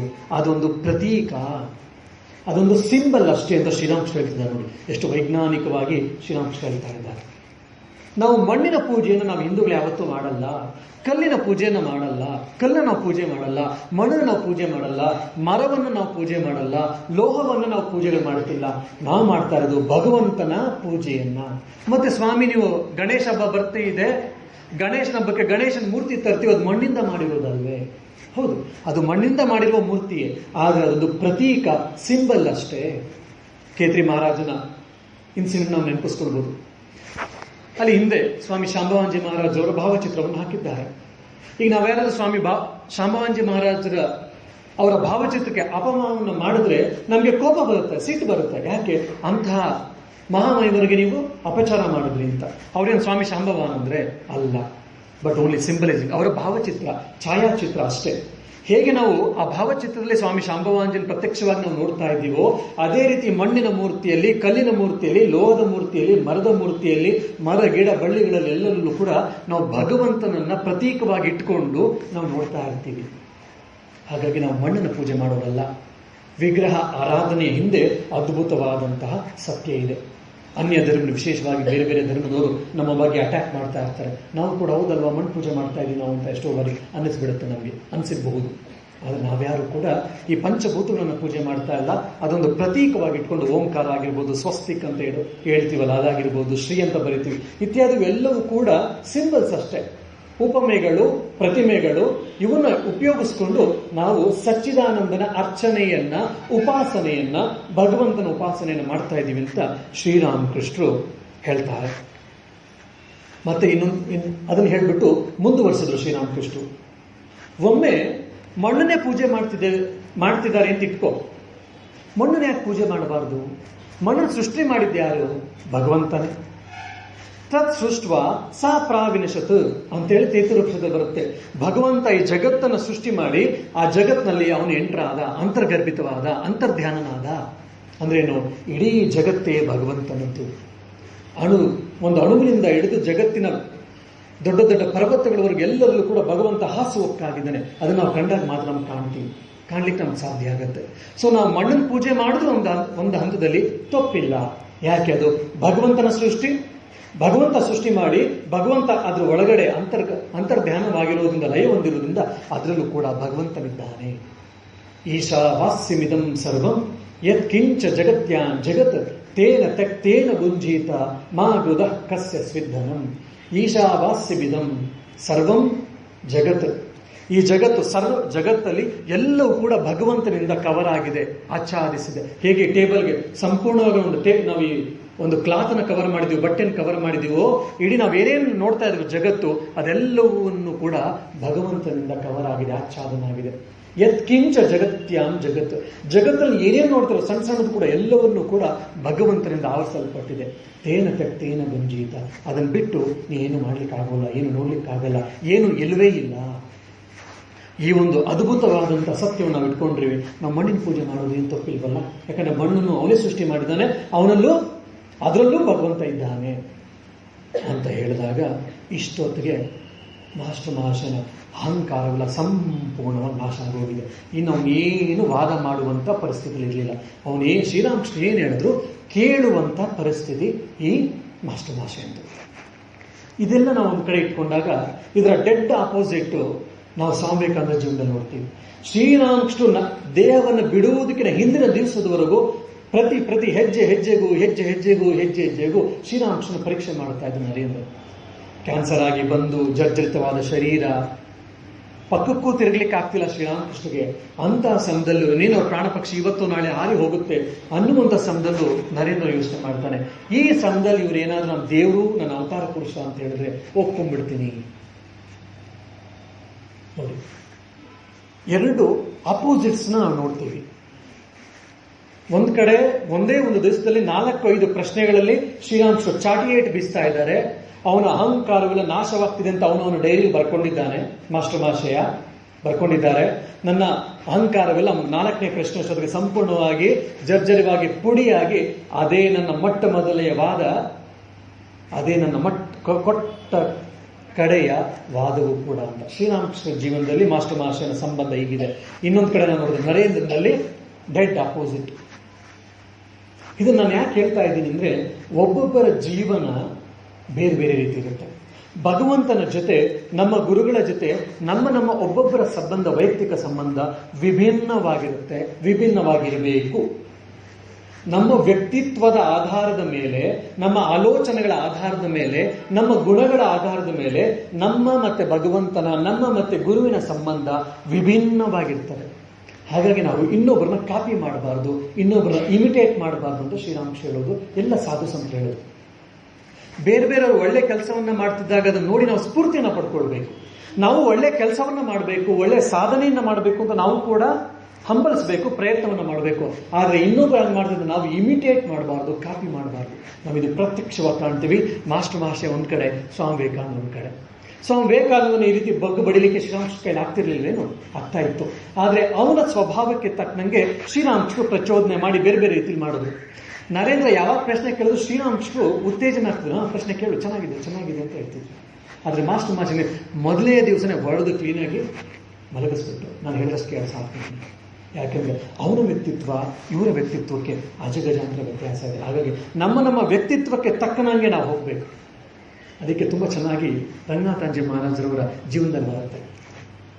ಪರಮ ಪೂಜ್ಯರಾದ ಶ್ರೀಮತ್ ಸ್ವಾಮಿ ರಂಗನಾಥಾಂಜಿ ಮಹಾರಾಜರವರು ಒಮ್ಮೆ ರಾಮಕೃಷ್ಣರ ಸನ್ಯಾಸಿ ಶಿಷ್ಯರಾಗಿದ್ದಂಥ ಸ್ವಾಮಿ ಅಖಂಡಾನಂದಜಿ ಮಹಾರಾಜರ ಹತ್ರ ಹೋಗ್ತಾರೆ.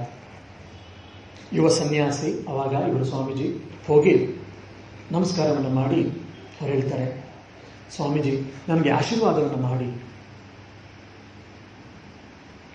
ದಿವ್ಯತ್ವರ ಶ್ರೀರಾಮಕೃಷ್ಣರ, ಶಾರದಾದೇವಿಯವರ, ಸ್ವಾಮಿ ವಿವೇಕಾನಂದರ ವಚನಗಳನ್ನ, ಮಾತನ್ನ, ಅವರ ಜೀವನ ಉಪದೇಶಗಳನ್ನ ನಾನು 10 ಕಡೆ ಹರಿದಂಚಬೇಕು. ಭಾವಪ್ರಚಾರ ಅಂತ ಹೇಳ್ತಾರೆ ಬೆಂಗಾಲಿ, ಸಂಸ್ಕೃತದಲ್ಲಿ ಭಾವಪ್ರಚಾರ. ಶ್ರೀರಾಮಕೃಷ್ಣರ, ವಿವೇಕಾನಂದರ ಭಾವಪ್ರಚಾರವನ್ನು ಮಾಡಬೇಕು ಅಂತ ನನಗೆ ತುಂಬಾ ಆಸೆ ಇದೆ. ಅದಕ್ಕೆ ನಾನೊಬ್ಬ ಯೋಗ್ಯ ವ್ಯಕ್ತಿಯನ್ನಾಗಿ ಮಾಡಿ ಅಂತೇಳಿ ಸ್ವಾಮಿ ರಂಗನಾಥಾಂಜಿ ಮಹಾರಾಜರು ಅಖಂಡಾಂಜಿ ಮಹಾರಾಜರ ಹತ್ರ ಕೇಳ್ಕೊಳ್ತಾರೆ, ಪ್ರಾರ್ಥಿಸ್ತಾರೆ, ನಿವೇದಿಸ್ಕೊಳ್ತಾರೆ. ಅಖಂಡಾಂಜಿ ಮಹಾರಾಜು ಅವರ ಎರಡೂ ಕೈಗಳನ್ನ ಸ್ವಾಮೀಜಿಯ ತಲೆ ಮೇಲಿಟ್ಟು, ನಿನ್ನ ನಾಲಿಗೆಯಲ್ಲಿ ಸದಾ ಸರಸ್ವತಿ ನಲಿದಾಡುವಂತಾಗ್ಲಿ ಅಂತ ಆಶೀರ್ವಾದ ಮಾಡೋದು. ಹಾಗಾಗಿ ಇಡೀ ವಿಶ್ವವನ್ನೇ ಅಭಿನವ ವಿವೇಕಾನಂದ ಅಂತ ಒಂದು ಹೆಸರನ್ನು ಪಡ್ಕೊಂಡವರು ಸ್ವಾಮಿ ರಂಗನಾಥಾಂಜಿ ಮಹಾರಾಜರು. ವಿಶ್ವಾದ್ಯಂತ ಸುತ್ತಿ ಎಷ್ಟೋ ವೇದಾಂತ ಸೆಂಟರ್ಗಳನ್ನು ಓಪನ್ ಮಾಡಲಿಕ್ಕೆ, ಹೊಸ ಸೆಂಟರ್ಗಳು ಓಪನ್ ಮಾಡಲಿಕ್ಕೆ 100 ಜನ ನಮ್ಮ ದೇಶದಲ್ಲಿ ವಿದೇಶಿ ಭಕ್ತರು ಕೂಡ ರಾಮಕೃಷ್ಣ ವಿವೇಕಾನಂದ ಶಿಷ್ಯರಾದರು. ಅಂತಹ ವಾಕ್ಶಕ್ತಿ ಅವರಲ್ಲಿತ್ತು. ಯಾಕಪ್ಪ ಅಂದ್ರೆ ಅವರಿಗೆ ಬಂದಂತಹ ಆ ಆಶೀರ್ವಾದ. ಇದು ನಮಗೆಲ್ಲ ಗೊತ್ತು. ಇದೇ ಕೇಳಿದಂಥ ಒಬ್ಬ ಶಿಷ್ಯ ಒಂದ್ಸರಿ ರಂಗನಾಥಾಂಜಿ ಮಹಾರಾಜ್ ಹೋಗ್ತಾರೆ. ಅಷ್ಟೊತ್ತಿಗಾಗಲೇ ಅವರು 85-86 ವರ್ಷ ಆಗಿರಬೇಕು ಪ್ರಾಯಶಃ, ಇಲ್ಲಾಂದ್ರೆ ಅಟ್ಲೀಸ್ಟ್ 70-80 ವಯಸ್ಸು. ಟ್ರಸ್ಟಿ ಆಗಿದ್ದಾರೆ, ಉಪಾಧ್ಯಕ್ಷರು ಆಗಿದ್ರು ಅಂತ ಕಾಣ್ತದೆ. ಆ ಸಮಯದಲ್ಲಿ ಹೋಗಿ, ಸ್ವಾಮೀಜಿ ನಿಮ್ಗೆ ಅಖಂಡಾಂಜಿ ಮಹಾರಾಜ್ ಹೇಗೆ ಆಶೀರ್ವಾದ ಮಾಡಿದ್ರು ನನಗೂ ಹಾಗೆ ಆಶೀರ್ವಾದ ಮಾಡಿ ಅಂತ ಕೇಳಿದಾಗ, ಆಶೀರ್ವಾದ ಮಾಡಿ ಅಂತ ಹೇಳಿದ್ದೆ ಚೆನ್ನಾಗಿರ್ತಿತ್ತು. ನಿಮ್ಗೆ ಹೇಗೆ ಅಖಂಡಾಂಜಿ ಮಹಾರಾಜ್ ಆಶೀರ್ವಾದ ಮಾಡಿದ್ರು ಹಾಗೆ ನೀವು ನನಗೆ ಆಶೀರ್ವಾದ ಮಾಡಿ ಅಂತ. ಎಲ್ಲರೂ ಸುಮಾರು ಜನ ಇದ್ರು. ಎಲ್ಲರಿಗೂ ಕುತೂಹಲ, ಈಗ ಏನ್ ಮಾಡ್ತಾರೆ ಇವರು ನೋಡೋಣ, ಆಶೀರ್ವಾದ ಮಾಡ್ತಾರೆಯೇ, ಅವ್ರಿಗೆ ಆಶೀರ್ವಾದ ಮಾಡೋದು ನಾವು ಕೂಡ ಈಗ ಆಶೀರ್ವಾದ ಮಾಡಬೇಕು ಮಾಡಿ ಅಂತ ಕೇಳ್ಕೋಬಹುದು. ಇಲ್ಲ ಆಶೀರ್ವಾದ ಮಾಡಿದ್ರೆ ಬೈದು ಕಳಿಸ್ತಾರ, ಆವಾಗ ಒಳ್ಳೆ ಫಿಲಮ್ ನೋಡ್ಬೋದು, ಶಾರ್ಟ್ ಫಿಲಮ್ ನೋಡ್ಬೋದು ಅಂತ ಎಲ್ಲ ನೋಡ್ತಿದ್ರು ಭಕ್ತರೆಲ್ಲ. ಇಮ್ಮಿಡಿಯೇಟ್ ಆಗಿ ತಕ್ಷಣ ರಂಗನಾಥಾಂಜಿ ಮಹಾರಾಜ್ ಹೇಳ್ತಾರೆ, ಶಂಕರ್ ಅಂತ ಹೇಳಿ ಪೂರ್ವಾಶ್ರಮದ ಹೆಸರು. ಶಂಕರು ಹೇಗೆ ಅಖಂಡಾಂಜಿ ಮಹಾರಾಜ್ ಹತ್ರ ಹೋಗಿದ್ನಲ್ಲ, ನೀನು ಅದೇ ರೀತಿ ನನ್ನ ಹತ್ರ ಬಾ, ಅವಾಗ ನಿನ್ಗೆ ಆಶೀರ್ವಾದ ಮಾಡ್ತೀನಿ ಅಂತ ಹೇಳ. ಅವ್ನು ತೆಪ್ಪಕ್ಕೆ ಸುಮ್ಮನೆ ಆಗ್ಬಿಟ್ಟು ನಮಸ್ಕಾರ ಮಾಡಿ ಹೊರಟೇ ಹೋದ. ರಂಗನಾಥಾಂಜಿ ಮಹಾರಾಜ್ ಯಾವ ಮನಸ್ಥಿತಿಯನ್ನು ಇಟ್ಕೊಂಡು, ಯಾವ ಆಸೆಯನ್ನು ಇಟ್ಕೊಂಡು, ಉನ್ನತವಾದ ಬಯಕೆಯನ್ನು ಇಟ್ಕೊಂಡು ಅಖಂಡಾಂಜಿ ಮಹಾರಾಜ್ ಹೋಗಿದ್ರಲ್ಲ, ಅದೇ ಮನಸ್ಥಿತಿ ನೀನು ಇಟ್ಕೊಂಡು ಬಾ, ಅದೇ ಸಾಧನೆಯನ್ನು ಮಾಡಬೇಕು ಅನ್ನುವಂತ ಹುಚ್ಚನ್ನ ಹಂಬಲವನ್ನು ಇಟ್ಕೊಂಡು ಬಾ, ನಿನಗೆ ಅವಾಗ ನಾನು ಆಶೀರ್ವಾದ ಮಾಡ್ತೀನಿ ಅಂತ. ಅದು ಸಾಧ್ಯ ಇಲ್ಲ ಅಂತ ನಮಗೂ ಗೊತ್ತು. ಹಾಗೆ ಸುಮ್ಮನೆ ನಮಸ್ಕಾರ ಮಾಡಿ ಹೊರಟೋಗ. ಹಾಗೆ ಅವ್ರಿಗೆ ಸಿಕ್ತು ನಮಗೆ ಸಿಕ್ಕಿಲ್ಲ, ಇವ್ರಿಗೆ ಸಿಕ್ತು ಅವ್ರಿಗೆ ಸಿಕ್ಕಿಲ್ಲ ಅನ್ನೋದು ನಾವು ಎಷ್ಟೋ ಬಾರಿ ಆಲೋಚನೆ ಮಾಡ್ತಾ ಇರ್ತೀವಿ. ನಮಗೆ ಏನೇನು ನಾವು ಯಾವುದಕ್ಕೆ ನಾವು ಯೋಗ್ಯರೋ ಅದು ನಮಗೆ ಭಗವಂತ ಕೊಡ್ತಾ ಇರ್ತಾನೆ. ಅದಕ್ಕೆ ನಮ್ಮ ಕೆಲಸ ಏನು, ಆಧ್ಯಾತ್ಮಿಕ ಸಾಧನೆ ಅಂದ್ರೆ ನಾವು ಭಗವಂತನ ಕೃಪೆಗೆ ಯೋಗ್ಯರನ್ನಾಗಿ ಮಾಡ್ಕೊಳ್ಳೋದಷ್ಟೇ. ನಾನು ಹಿಂದಿನ ಕ್ಲಾಸಲ್ಲಿ ಕೂಡ ತರಗತಿಯಲ್ಲಿ ಇದನ್ನು ಹೇಳಿದ್ದೆ. ಸೊ ಹಾಗಾಗಿ ಇಲ್ಲಿ ಮಾಸ್ಟರ್ ಮಹಾಶಯನ ವ್ಯಕ್ತಿತ್ವವನ್ನು ಅರ್ಥಂತ ಶ್ರೀರಾಮಕೃಷ್ಣರು ಅವನ ವ್ಯಕ್ತಿತ್ವವನ್ನ, ಅವನ ಸಾಮರ್ಥ್ಯವನ್ನು ಅರಿತು ಅವನಿಗೆ ಬೇಕಾದ ರೀತಿಯಲ್ಲಿ ಅವನನ್ನ ಅಣಿ ಮಾಡ್ತಾ ಇದ್ದಾರೆ. ಇದು ನಮ್ಗೆ ಸ್ಪಷ್ಟವಾಗಿ ಅರ್ಥ ಮಾಡ್ಕೋಬೇಕು. ಇಲ್ಲಾಂದ್ರೆ ಶ್ರೀರಾಮಕೃಷ್ಣ 3-4 ಬಾರಿ ಹೇಳೋನು ಬೈದು ಬಿಟ್ರಲ್ಲ, ಹಾಗೆ ನಾವು ಯಾವ ಪ್ರಶ್ನೆ ಕೇಳಬಾರ್ದು, ಗುರು ಹತ್ರ ಪ್ರಶ್ನೆ ಕೇಳಬಾರ್ದು ಅಂತ ಕೆಲವರು ಆಲೋಚನೆ ಮಾಡ್ತಾರೆ. ಇನ್ನು ವಿಚಾರವಾದಿಗಳು ನಾವು ತುಂಬಾ ಪ್ರಜ್ಞಾವಂತರು ಅಂತ ಅನಿಸ್ಕೊಂಡು ಹೇಳ್ತಾರೆ, ಶ್ರೀರಾಮಕೃಷ್ಣ ಅವ್ರಿಗೇನು ಪ್ರಶ್ನೆ ಕೇಳಬಾರ್ದು ಅಂದ್ರು. ಶ್ರೀರಾಮಕೃಷ್ಣ ಹೇಳಲಿಕ್ಕೆ ಆಗ್ತೋ ಇಲ್ವೋ, ಅವ್ರಿಗೆ ಉತ್ತರ ಗೊತ್ತಿತ್ತೋ ಇಲ್ವೋ, ಯಾಕಂದ್ರೆ ಅವ್ರಿಗೆ ಸ್ಕೂಲ್ಗೆ ಹೋಗಿರ್ಲಿಲ್ಲಲ್ಲ. ಈ ರೀತಿಯಾದಂತಹ ವಿಚಿತ್ರವಾದಂತಹ ಪ್ರಶ್ನೆಗಳನ್ನ, ಆಲೋಚನೆಗಳನ್ನು ಕೂಡ ಮಾಡ್ತಿರ್ತಾರೆ. ಸೊ ಹಾಗಾಗಿ ಇದೊಂದು ಸ್ವಲ್ಪ ವಿಷಯ ಡೀಟೇಲ್ ಆಗಿ ನಾನು ಹೇಳಿದ್ದಷ್ಟೇ. ಅವರವರ ಯೋಗ್ಯತೆಗೆ ಅನುಸಾರವಾಗಿ, ಅವರವರ ಸಾಮರ್ಥ್ಯಕ್ಕೆ ಅನುಸಾರವಾಗಿ, ಅವರ ವ್ಯಕ್ತಿತ್ವಕ್ಕೆ ಅನುಸಾರವಾಗಿ ಶ್ರೀರಾಮಕೃಷ್ಣ ಒಬ್ಬೊಬ್ಬ ಶಿಷ್ಯನು ಟ್ರೈನಿಂಗ್ ಮಾಡ್ತಾ ಇದ್ರು. ಅದನ್ನು ನಾವು ತಲೆ ಇಟ್ಕೊಳ್ಬೇಕು. ಇದು ಒಂದು ಕಡೆ ಆದ್ರೆ, ಇನ್ನೊಂದು ನಾವು ಸ್ವಲ್ಪ ಆಳವಾಗಿ ಅಧ್ಯಯನ ಮಾಡಿದ್ರೆ ನಮ್ಗೆ ಇನ್ನೊಂದು ಅರ್ಥ ಆಗುತ್ತೆ. ಇದೇ ಮಾಸ್ಟರ್ ಮಹಾಶಯ ಮುಂದೆ ಇಡೀ ಜಗತ್ತಿಗೆ ಶ್ರೀರಾಮಕೃಷ್ಣರ ಅನುಭವ ಉಪದೇಶಾಮೃತವನ್ನು ನಮಗೆಲ್ಲ ಕೊಡಬೇಕಾಗಿದೆ. ಅದಕ್ಕೇನಾಗಬೇಕು? ಉನ್ನತವಾದ ಅದ್ಭುತವಾದ ಉಪಕರಣ ನಮಗೆ ಬೇಕು. ನಾವು ಎಷ್ಟೋ ಜನ ಸ್ಪೆಕ್ಟಕಲ್ಸ್ನ ಹಾಕೊಂಡಿದ್ದೀವಿ, ಕನ್ನಡಕವನ್ನು ಹಾಕೊಂಡಿದ್ದೀವಿ. 1,000 ರೂಪಾಯಿ ಕನ್ನಡಕವೂ ಇದೆ, 5,000 ರೂಪಾಯಿ ಕನ್ನಡಕವೂ ಇದೆ. ಏನು 1,000 ರೂಪಾಯಿ ಕನ್ನಡಕವೂ 5,000 ರೂಪಾಯಿ ಕನ್ನಡಕಕ್ಕೆ ಏನಿದೆ? 5,000 ರೂಪಾಯಿ ಕನ್ನಡಕದಲ್ಲಿ ಕ್ವಾಲಿಟಿ ಚೆನ್ನಾಗಿರುತ್ತೆ. ಹಾಗಾಗಿ ಜನ ಹೇಗಿರ್ತಾರೋ ಹಾಗಾಗೆ ಕಾಣಿಸ್ತಾರೆ. ಎಷ್ಟೇ ದೂರ ಇರ್ತಾರೋ ಅಷ್ಟು ದೂರನೇ ಕಾಣಿಸ್ತಾರೆ, ಚೆನ್ನಾಗಿ ಕಾಣಿಸ್ತಾರೆ. ಹೇಗಿರ್ತಾರೋ ಹಾಗೆ ಕಾಣಿಸ್ತಾರೆ. ಈ 1,000 ರೂಪಾಯಿ ಕನ್ನಡಕದಲ್ಲಿ ಇಲ್ಲ ಜಾತ್ರೆ ಸಿಗುತ್ತಲ್ಲ 10 ರೂಪಾಯಿ ಕನ್ನಡಕದಲ್ಲಿ ನೋಡಿದ್ರು ಎಲ್ಲ ಹೆಚ್ಚು ಕಮ್ಮಿ ಕಾಣಿಸ್ತಾ ಇರ್ತಾರೆ. ಸೊ ಹಾಗೆ ಶ್ರೀರಾಮಕೃಷ್ಣರು ಈ ಉಪಕರಣವನ್ನ ತಯಾರಿ ಮಾಡ್ತಾ ಇದ್ದಾರೆ. ಮುಂದೆ ನೀನು ನನ್ನ ಉಪದೇಶವನ್ನೆಲ್ಲ ಕೇಳಿ ಯಥಾವತ್ತಾಗಿ ಬರೆದು ಜಗತ್ತಿಗೆ ಕೊಡುವನಿದ್ದೀಯಾ, ಹಾಗಾಗಿ ನಿಂದೆಲ್ಲವನ್ನು ಬಿಟ್ಟು ಬಿಡು, ನಂದನ್ನು ಮಾತ್ರ ನೀನು ತುಂಬಿಕೋ. ಎಷ್ಟು ಇದನ್ನು ಆಳವಾಗಿ ಅಧ್ಯಯನ ಮಾಡಿದ್ರೆ ನಮ್ಗೆ ಇದೆಲ್ಲ ಶ್ರೀರಾಮಕೃಷ್ಣ ಒಂದೊಂದು ಘಟನೆಯೂ ನಮ್ಗೆ ಅರ್ಥ ಆಗುತ್ತೆ. ಮುಂದೆ ಮಾಸ್ಟರ್ ಮಾಸ್ಟರ್ನೇ ಹೇಳ್ತಾರೆ, ಯಾರೋ ಒಬ್ಬ ಶಿಷ್ಯರು ಹೋದಾಗ ಹೇಳಿದಾಗ ಒಬ್ಬ ಯುವ ಸನ್ಯಾಸಿ, ಇನ್ನು ವಿದ್ಯಾರ್ಥಿ, ನೀನು ಇಲ್ಲಕ್ಕೆ ಬರ್ಲಿಕ್ಕೆ ಆಗದೆ ಇರುವಾಗ ನೀನು ಮಾಸ್ಟರ್ ಮಾಸ್ಟರ್ ಹತ್ರ ಹೋಗಿ ಸ್ವಲ್ಪ ಹೊತ್ತು ಮಾತಾಡು, ವಿಚಾರ ಮಾಡು, ಸತ್ಸಂಗವನ್ನು ಮಾಡು ಅಂತ. ಆ ಯುವಕ 16-17 ವರ್ಷದ ತರುಣ, ನಾನು ಸನ್ಯಾಸಿ ಆಗೋನಿದ್ದೇನೆ, ಅವರು ಗೃಹಸ್ಥರು ಮಾಸ್ಟರ್ ಮಾಸ್ಟರ್, ಅವ್ರ ಹತ್ರ ಹೋಗಿ ನಾನೇನು ಕೇಳೋದು ಅಂತೇಳಿ ಶ್ರೀರಾಮಕೃಷ್ಣ ಹೇಳ್ತಾರೆ. ಶ್ರೀರಾಮಕೃಷ್ಣ ಒಪ್ಪಿಟ್ಟು ಹೇಳ್ತಾರೆ, ಹೌದು ಅವ್ರು ಗೃಹಸ್ಥರು, ನೀನು ಸನ್ಯಾಸಿ ಆಗೋನಿದ್ದೀಯಾ, ಹೌದು, ಆದರೆ ಮಾಸ್ಟರ್ ಇದ್ದಾನಲ್ಲ ಅವನು ಸ್ವಂತದ್ದೇನು ಹೇಳಲ್ಲ, ಇಲ್ಲಿಂದ ಏನು ಪಡ್ಕೊಂಡಿದ್ದಾನೋ ಅದನ್ನೇ ಹೇಳದವನಿದ್ದಾನೆ. ಹಾಗಾಗಿ ನಾನೇನು ಹೇಳಿದ್ದೀನೋ ಅದನ್ನೇ ಅವನು ಹೇಳ್ತಾನೆ, ಹಾಗಾಗಿ ನೀನು ಹೋಗು ಅಂತ ಹೇಳ್ತಾರೆ. ನೋಡಿ ಎಂಥ ತಯಾರಿಯನ್ನ ಶ್ರೀರಾಮಕೃಷ್ಣ ಮಾಡ್ತಾ ಇದ್ದಾರೆ. ಇದನ್ನ ಆ ಯುವಕ ಕೂಡ ಹೇಳ್ಬಿಡ್ತಾನೆ ಮಾಸ್ಟರ್ ಮಾಸ್ಟರ್ ಹತ್ರ, ನಾನು ಹಿಂಗಂದೆ, ಮಾಸ್ಟರ್ ಮಾಸ್ಟರ್ ಶ್ರೀರಾಮಕೃಷ್ಣ ಹಿಂಗಂದ್ರು ಅಂತ. ಅವನಿಗೇನು ಕೋಪನೂ ಬರಲಿಲ್ಲ, ಬೇಜಾರು ಆಗಲಿಲ್ಲ, ತಲೆನೂ ತಗ್ಗಿಸಲಿಲ್ಲ. ಮಾಸ್ಟರ್ ಮಾಸ್ಟರು ನಗುದ ಹೇಳ್ತಾರೆ, ಎಂಥ ಬದಲಾವಣೆ ಆಗಿತ್ತು ನೋಡಿ ಇವಾಗ. ಮಾಸ್ಟರ್ ಮಾಸ್ಟರು ಹಸನ್ಮುಖರಾಗಿ ಹೇಳ್ತಾರೆ, ಹೌದು ನಾನು ಸಮುದ್ರದ ಪಕ್ಕ ಕೂತಿದ್ದೀನಿ, ಒಂದು ಚೊಂಬು ನೀರು ತಂದು ಇಟ್ಕೊಂಡಿದ್ದೀನಿ, ಬಂದವರಿಗೆಲ್ಲ ಒಂದೊಂದು ಡ್ರಾಪ್ಸ್ ಕೆಲವು ಹಾದಿಗಳನ್ನು ಕೊಡ್ತಾ ಇದ್ದೀನಿ. ಶ್ರೀರಾಮಕೃಷ್ಣ ಅನ್ನುವಂಥ ಸರೋವರದ ಪಕ್ಕದಲ್ಲಿ ನಾನು ಕೂತಿದ್ದೀನಿ, ಒಂದು ಚೊಂಬು ನೀರು ತಂದು ಇಟ್ಕೊಂಡು ಕೂತಿದ್ದೀನಿ. ಸರೋವರ ನೀರು ತಂದು ಕೊಟ್ವಲ್ಲ ಅವ್ರು ಸರಿ ಅದೇ ಥರ ಆ ಥರ ತಂದು ಇಟ್ಕೊಂಡು ಕೂತು ಬಂದವರಿಗೆ 2 ಡ್ರಾಪ್ಸ್ ಕೊಡ್ತಾ ಇದ್ದೀನಿ. ಹೇಗೆ ಮಾಸ್ಟರ್ ಮಾಸ್ಟರ್ನ ಶ್ರೀರಾಮಕೃಷ್ಣರು ಅವರ ಕೆಲಸಕ್ಕೆ ರೆಡಿ ಮಾಡ್ಕೊಳ್ತಿದ್ದಾರೆ. ಯಾಕೆ ಅವ್ರನ್ನ ಈ ರೀತಿ ಟ್ರೈನ್ ಮಾಡ್ತಿದ್ದಾರೆ ಅಂದ್ರೆ, ಒಂದು ಅವ್ರ ವ್ಯಕ್ತಿತ್ವ, ಇನ್ನೊಂದು ನನ್ನ ಕೆಲಸ ನೀನು ಮಾಡಬೇಕಾಗಿದೆ, ನೀನೊಂದು ಜಸ್ಟ್ ಟ್ರಾನ್ಸ್ಪರೆಂಟ್ ಗ್ಲಾಸ್ ಆಗಿರ್ಬೇಕಷ್ಟೇ. ಅಂದ್ರೆ ನನ್ನ ಉಪದೇಶಾಮೃತವನ್ನ ನೀನು ತೋರಿಸುವಂತೆ, ಜನರಿಗೆ ಬಿಂಬಿಸುವಂತ ಒಳ್ಳೆ ಉಪಕರಣ ನೀನು ಆಗಬೇಕು ಅಂತೇಳಿ ಅದಕ್ಕೆ ಶ್ರೀರಾಮಕೃಷ್ಣರು ಮಾಸ್ಟರ್ ಮಹಾಶಯನ ಎಲ್ಲ ಆಲೋಚನೆಗಳನ್ನ, ವಾದಗಳನ್ನ ಅವನು ಇದನ್ನೆಲ್ಲ ಬಡಿದು ಅವರ ದೃಷ್ಟಿಗೆ, ಅವರ ಟ್ರ್ಯಾಕ್ಗೆ ಶ್ರೀರಾಮಕೃಷ್ಣರು ಈ ಮಾಸ್ಟರ್ ಮಹಾಶಯನ ತರ್ತಾ ಇದ್ದಾರೆ. ಇದು ಅವರ ಜೀವನವನ್ನೆಲ್ಲ ನಾವು ನಮ್ಮ ಕಣ್ಮುಂದೆ ಇಟ್ಕೊಂಡು ಒಂದೊಂದು ಘಟನೆಯನ್ನ ಪರಿಭಾವಿಸಬೇಕು. ಯಾಕೆ ಶ್ರೀರಾಮಕೃಷ್ಣರು ಬೈದ್ರು? ನರೇಂದ್ರನ್ ಬೈಲಿಲ್ಲ, ನರೇಂದ್ರನ್ ಮಾಡು ಅಂತ ಹೇಳಿದ್ರು, ಮಾಸ್ಟರ್ ಮಾಸ್ಟರ್ಗೆ ಮಾತ್ರ ಬೈತಾರೆ. ಏನಾದರೂ ಕಾರಣವಿದೆಯೇ? ಏನಿರಬಹುದು? ಈ ರೀತಿಯಾದ ಸ್ವಲ್ಪ ಕುತ್ಕೊಂಡು ನಾವೇ ಆಲೋಚನೆ ಮಾಡ್ತಾ ಚಿಂತನೆ ಮಾಡ್ತಾ ಇದ್ರೆ ನಮ್ಗೆ ಈ ರೀತಿಯಾಗಿ ಉಳಿತಾ ಬರ್ತದೆ. ಆವಾಗ ಇದು ನಮಗೆ ಅಧ್ಯಯನ ಆಗತ್ತೆ. ಶಾಸ್ತ್ರ ಅಧ್ಯಯನ ಅಂತ ಹೇಳಿದರೆ ಶಾಸ್ತ್ರ ಓದೋಲ್ಲ, ನ್ಯೂಸ್ ಪೇಪರ್ ಓದ್ತೀವಿ. ನ್ಯೂಸ್ ಪೇಪರ್ ಓದ್ದಂಗೆ ನಾವು ಈ ಪುಸ್ತಕಗಳನ್ನು ಓದಬಾರ್ದು. ಇವರ ಎಲ್ಲ ಜೀವನ ಚರಿತ್ರೆಯನ್ನ, ಶ್ರೀರಾಮಕೃಷ್ಣ ವಚನ ವೇದವನ್ನ, ಇಲ್ಲ ಸ್ವಾಮಿ ವಿವೇಕಾನಂದ ಕೃತಿ ಶ್ರೇಣಿ ಆಗಿರ್ಬೋದು, ದಿವ್ಯತ್ರೆಯರ ಜೀವನ ಇರ್ಬೋದು, ರಾಮಾಯಣ ಮಹಾಭಾರತಗಳನ್ನ ನಾವು ಅಧ್ಯಯನ ಮಾಡಬೇಕು. ಈ ಅಧ್ಯಯನ ಮಾಡಿದಾಗ ಒಂದೊಂದು ಘಟನೆ ಹಿಂದೆ ಅದ್ಭುತವಾದಂತ ಇದೆ. ನನ್ನ ಇಂಗ್ಲಿಷ್ ಉಪನ್ಯಾಸ ಬಂದವರು ನೀವು ಕೇಳಿರ್ತಾರೆ, ಯೋಗ ಕ್ಷೇಮ, 2 ಪದದಲ್ಲಿ ಭಗವಾನ್ ಶ್ರೀಕೃಷ್ಣ ಎಷ್ಟು ಅರ್ಥ ಗರ್ಭಿರ್ತಾನೆ. ಕ್ಷೇಮವಾಗಿದ್ದೀರಿ, ನಿಮ್ಮ ಯೋಗಕ್ಷೇಮ ಚೆನ್ನಾಗಿದೆ ಅಂತ ನಾವೆಲ್ಲ ಕೇಳ್ತಾ ಇರ್ತೀವಿ. ಆ ಯೋಗಕ್ಷೇಮದ ಹಿಂದೆ ಎಂಥ ಅದ್ಭುತವಾದ ಮೀನಿಂಗ್ ಅದು. ವಾಟ್ ಸೊ ವಾಟ್, ತುಂಬ ಜನಕ್ಕೆ ಅದು ಹುಚ್ಚಿಡ್ದಂಗಿದೆ. ತುಂಬ ಜನ ಬಂದು ಕೇಳ್ತಾ ಇದ್ದಾರೆ, ವಾಟ್ ಸೋ ವಾಟ್, ಏನು ಸಂಜೆ ಅವನಿಗೆ ಗದ್ದಲ ಬಿಡಿಸಿದ್ರೆ ನೀವು ಅಂತೇಳಿ, ವಾಟ್ ಅಂಡ್ ಸೋ ವಾಟ್ ಅಂತೇಳಿ. ಸೊ ಈ ರೀತಿಯಾದ ಅಧ್ಯಯನ ಆಗಬೇಕು. ಇನ್ನು ಅವನಿಗೆ ಪೂರ್ತಿಯಾಗಿ ಅವನ ಅಹಂಕಾರವೆಲ್ಲ ನಾಶ ಆಯಿತು. ಇನ್ನು ಶ್ರೀರಾಮಕೃಷ್ಣ ಏನು ಹೇಳ್ತಾರೋ ಅವ್ನು ಕೇಳೋದಷ್ಟೇ ಉಳಿದಿದೆ ಈಗ.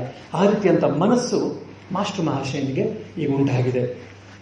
ಅವ್ರು ಹೇಳ್ತಾರೆ, ಅವನ ದಿನಚರಿಯ ಡೈರಿಯಲ್ಲಿ ಬರ್ಕೊಳ್ತಾನೆ, ನನ್ನ ಗುರುದೇವರ ಜೊತೆ ನಾನು ವಾದ ಮಾಡಿದ ಪ್ರಥಮ ದಿವಸವೂ ಹೌದು, ಕಟ್ಟ ಕಡೆಯ ದಿವಸವೂ ಹೌದು ಅಂತ ಅವನ ದಿನಚರಿಯ ಡೈರಿಯಲ್ಲಿ ಬರ್ಕೊಂಡಿದ್ದಾನೆ ಮಾಸ್ಟರ್ ಮಹಾಶಯ. ಅದು ನಾವು ಬೆಂಗಾಲಿ ಡೈರಿ ಅವರನ್ನು ನೋಡಿದ್ರೆ ನಮಗೆ ಗೊತ್ತಾಗ್ತದೆ.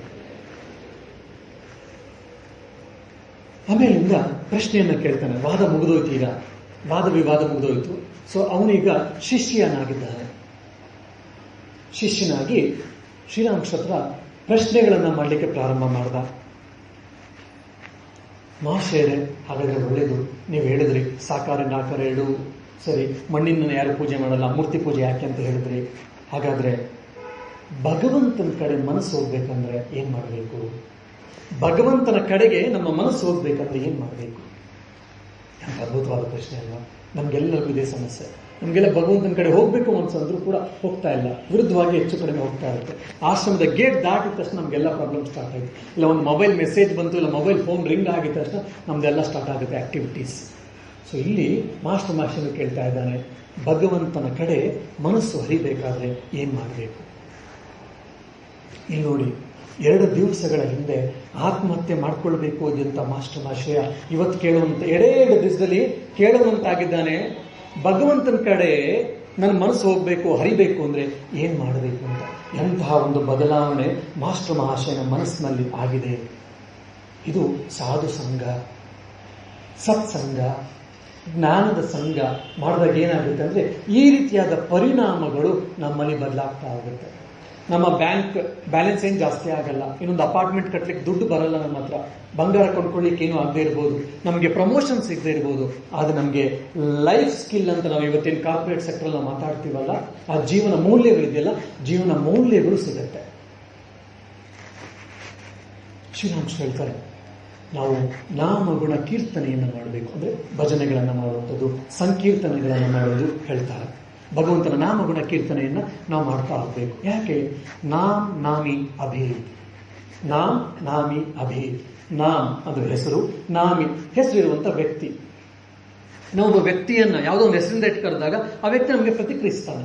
ಯಾಕೆ?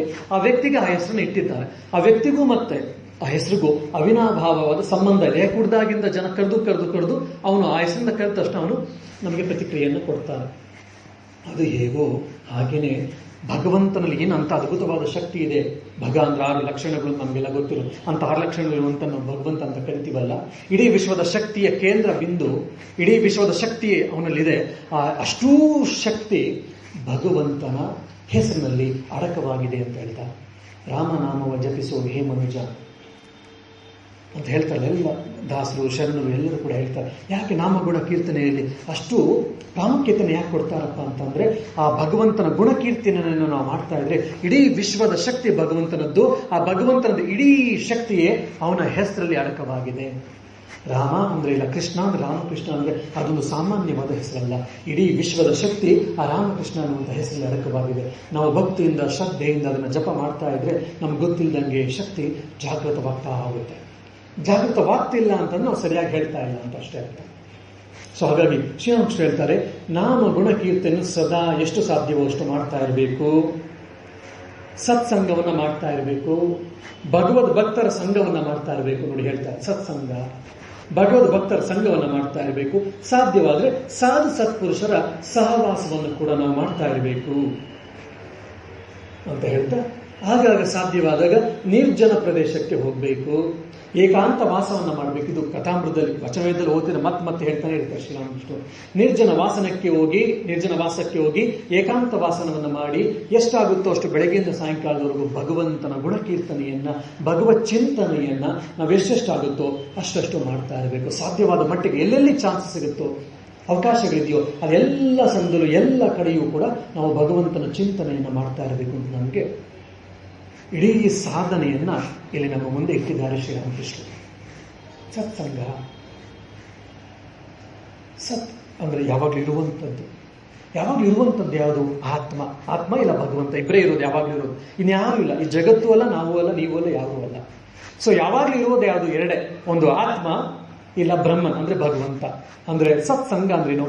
ಭಗವಂತನ ಸಂಘವನ್ನ ಮಾಡು, ಆತ್ಮ ಸಂಘವನ್ನ ಮಾಡು, ಅಂದ್ರೆ ಭಗವತ್ ಚಿಂತನೆಯನ್ನ ಮಾಡು, ಆತ್ಮ ಚಿಂತನೆಯನ್ನ ಮಾಡು.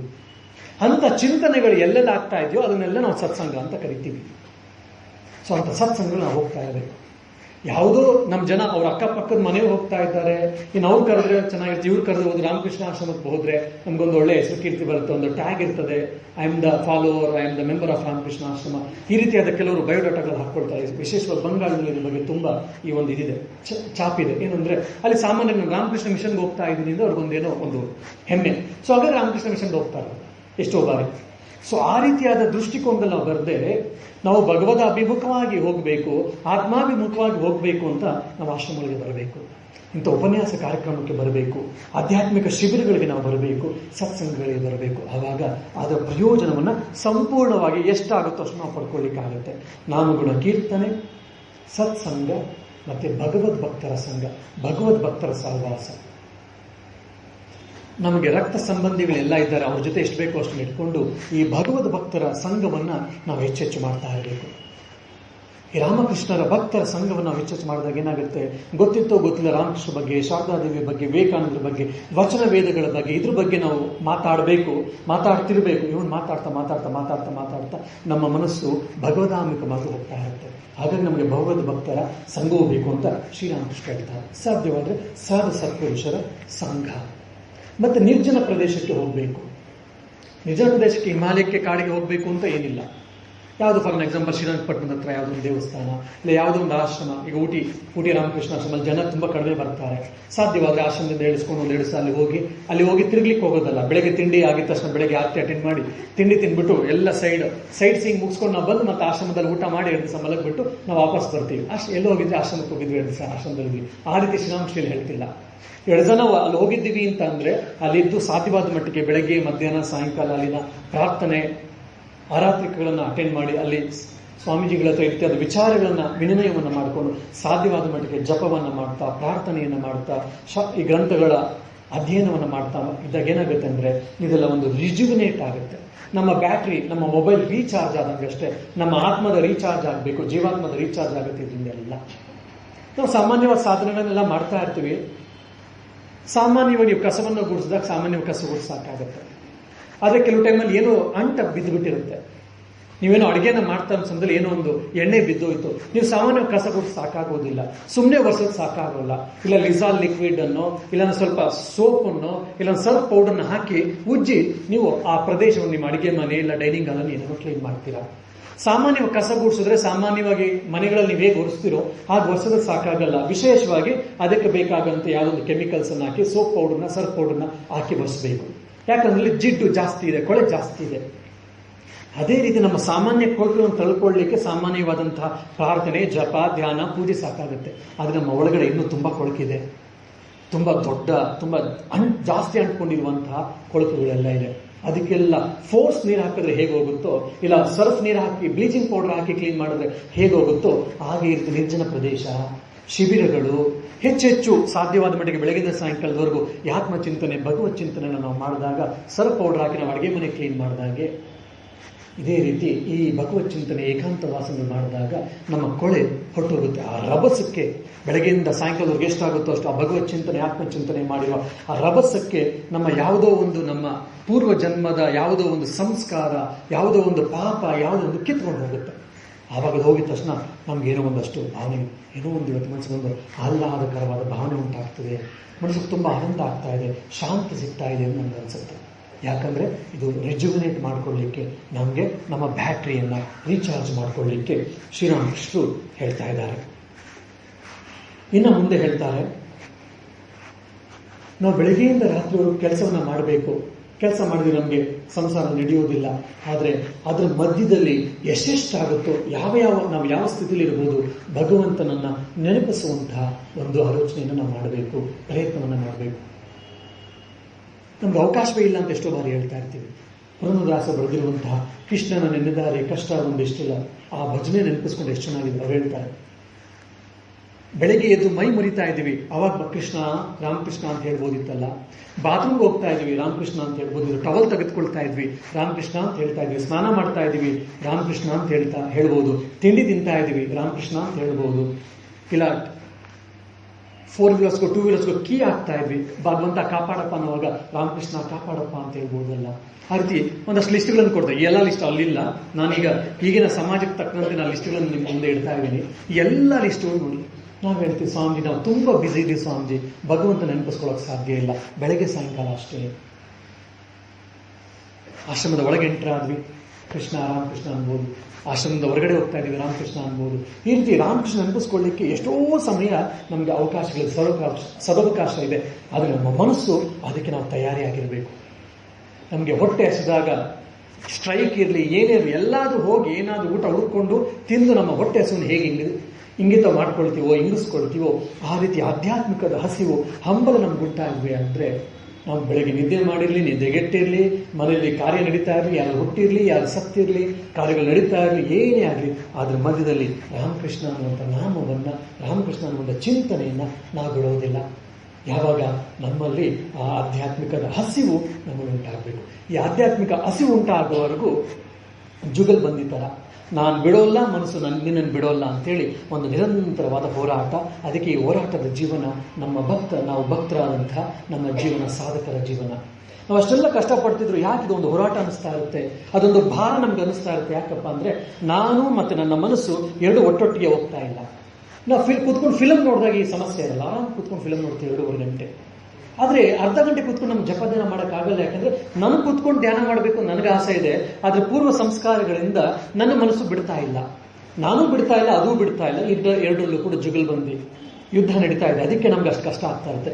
ಯಾವಾಗ ನನ್ನ ಮನಸ್ಸು ನನ್ನ ಅಧೀನಕ್ಕೆ ಸಿಗುತ್ತೋ, ನಾನು ಹೇಳ್ದಂಗೆ ನನ್ನ ಮನಸ್ಸು ಕೇಳೋಕೆ ಸ್ಟಾರ್ಟ್ ಆಗುತ್ತೋ, ಅರ್ಧ ಗಂಟೆಯನ್ನು 1 ಗಂಟೆಯನ್ನು 2 ಗಂಟೆ 3 ಗಂಟೆ ಕೂತು ಕೂಡ ನನ್ನ ಮನಸ್ಸಿಗೆ ಏನು ಸಮಸ್ಯೆ ಆಗಲ್ಲ. ಅದು ಪ್ರಜ್ಞಾಪೂರ್ವಕವಾದ ಪ್ರಯತ್ನ, ಸಾಧನೆ, ಮತ್ತೆ ಮತ್ತೆ ಮತ್ತೆ ಭಗವಂತನ ಕೃಪೆಗೆ ನಾವು ಪ್ರಾರ್ಥನೆಯನ್ನು ಮಾಡ್ತಾ, ಜಪಧ್ಯಾನವನ್ನು ಮಾಡ್ತಾ ಎಷ್ಟೆಷ್ಟಾಗುತ್ತೋ ಈ ಸಚ್ಚಿಂತನೆಗಳನ್ನು ಮಾಡ್ತಾ ಇದ್ರೆ ಏನಾಗುತ್ತೆ, ನಮ್ಮ ಮನಸ್ಸು ಅನ್ನುವಂಥ ಒಂದು ಕಂಟೈನರಲ್ಲಿ, ಪಾತ್ರೆಯಲ್ಲಿ ಬೇಡದಿರುವಂಥ ಕಾರ್ಪೊರೇಷನ್ ತೊಟ್ಟಿ ನಾವು ಮಾಡ್ಕೊಂಡು ಕೂತು ಬಿಟ್ಟಿದ್ವಿ ಹಿಂದೆ.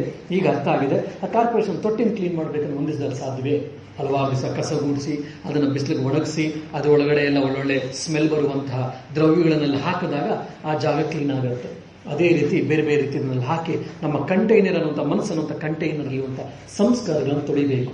ಸಂಸ್ಕಾರವನ್ನು ಹೇಗೆ ತೊಳಿಬೇಕು ಅಂದರೆ ಒಳ್ಳೆಯ ಚಿಂತನೆಗಳಿಂದ, ಪ್ರಾರ್ಥನೆ, ಧ್ಯಾನ, ಜಪ, ಸದ್ಗ್ರಂಥಗಳ ಅಧ್ಯಯನ ಅನ್ನುವಂತಹ ಆಂಟಿವೈರಸ್ ಪ್ರೋಗ್ರಾಮ್ ಅನ್ನು ಹಾಕಿದ್ರೆ ನಮ್ಮ ಕಂಪ್ಯೂಟರ್ ವೈರಸ್ಸು ಸತ್ತೋಗುತ್ತೆ, ನಾಶ ಆಗುತ್ತೆ. ಅಂತ ಈ ಆಂಟಿವೈರಸ್ ಪ್ರೋಗ್ರಾಮೇ ನಮ್ಮೆಲ್ಲ ಸಾಧನೆ.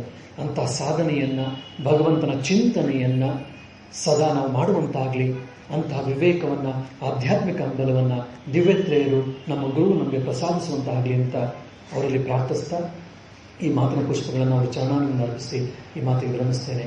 ಜಯ ರಾಮಕೃಷ್ಣ. ಓಂ ಪೂರ್ಣಮದ ಪೂರ್ಣಮಿದಂ ಪೂರ್ಣಾತ್ ಪೂರ್ಣಮುದಚ್ಯತೆ ಪೂರ್ಣಸ್ಯ ಪೂರ್ಣಮಾದಾಯ ಪೂರ್ಣಮೇವಾವಶಿಷ್ಯತೆ. ಓಂ ಶಾಂತಿ ಶಾಂತಿ ಶಾಂತಿ. ಹರಿ ಓಂ ತತ್ಸತ್. ಶ್ರೀರಾಮಕೃಷ್ಣಾರ್ಪಣಮಸ್ತು.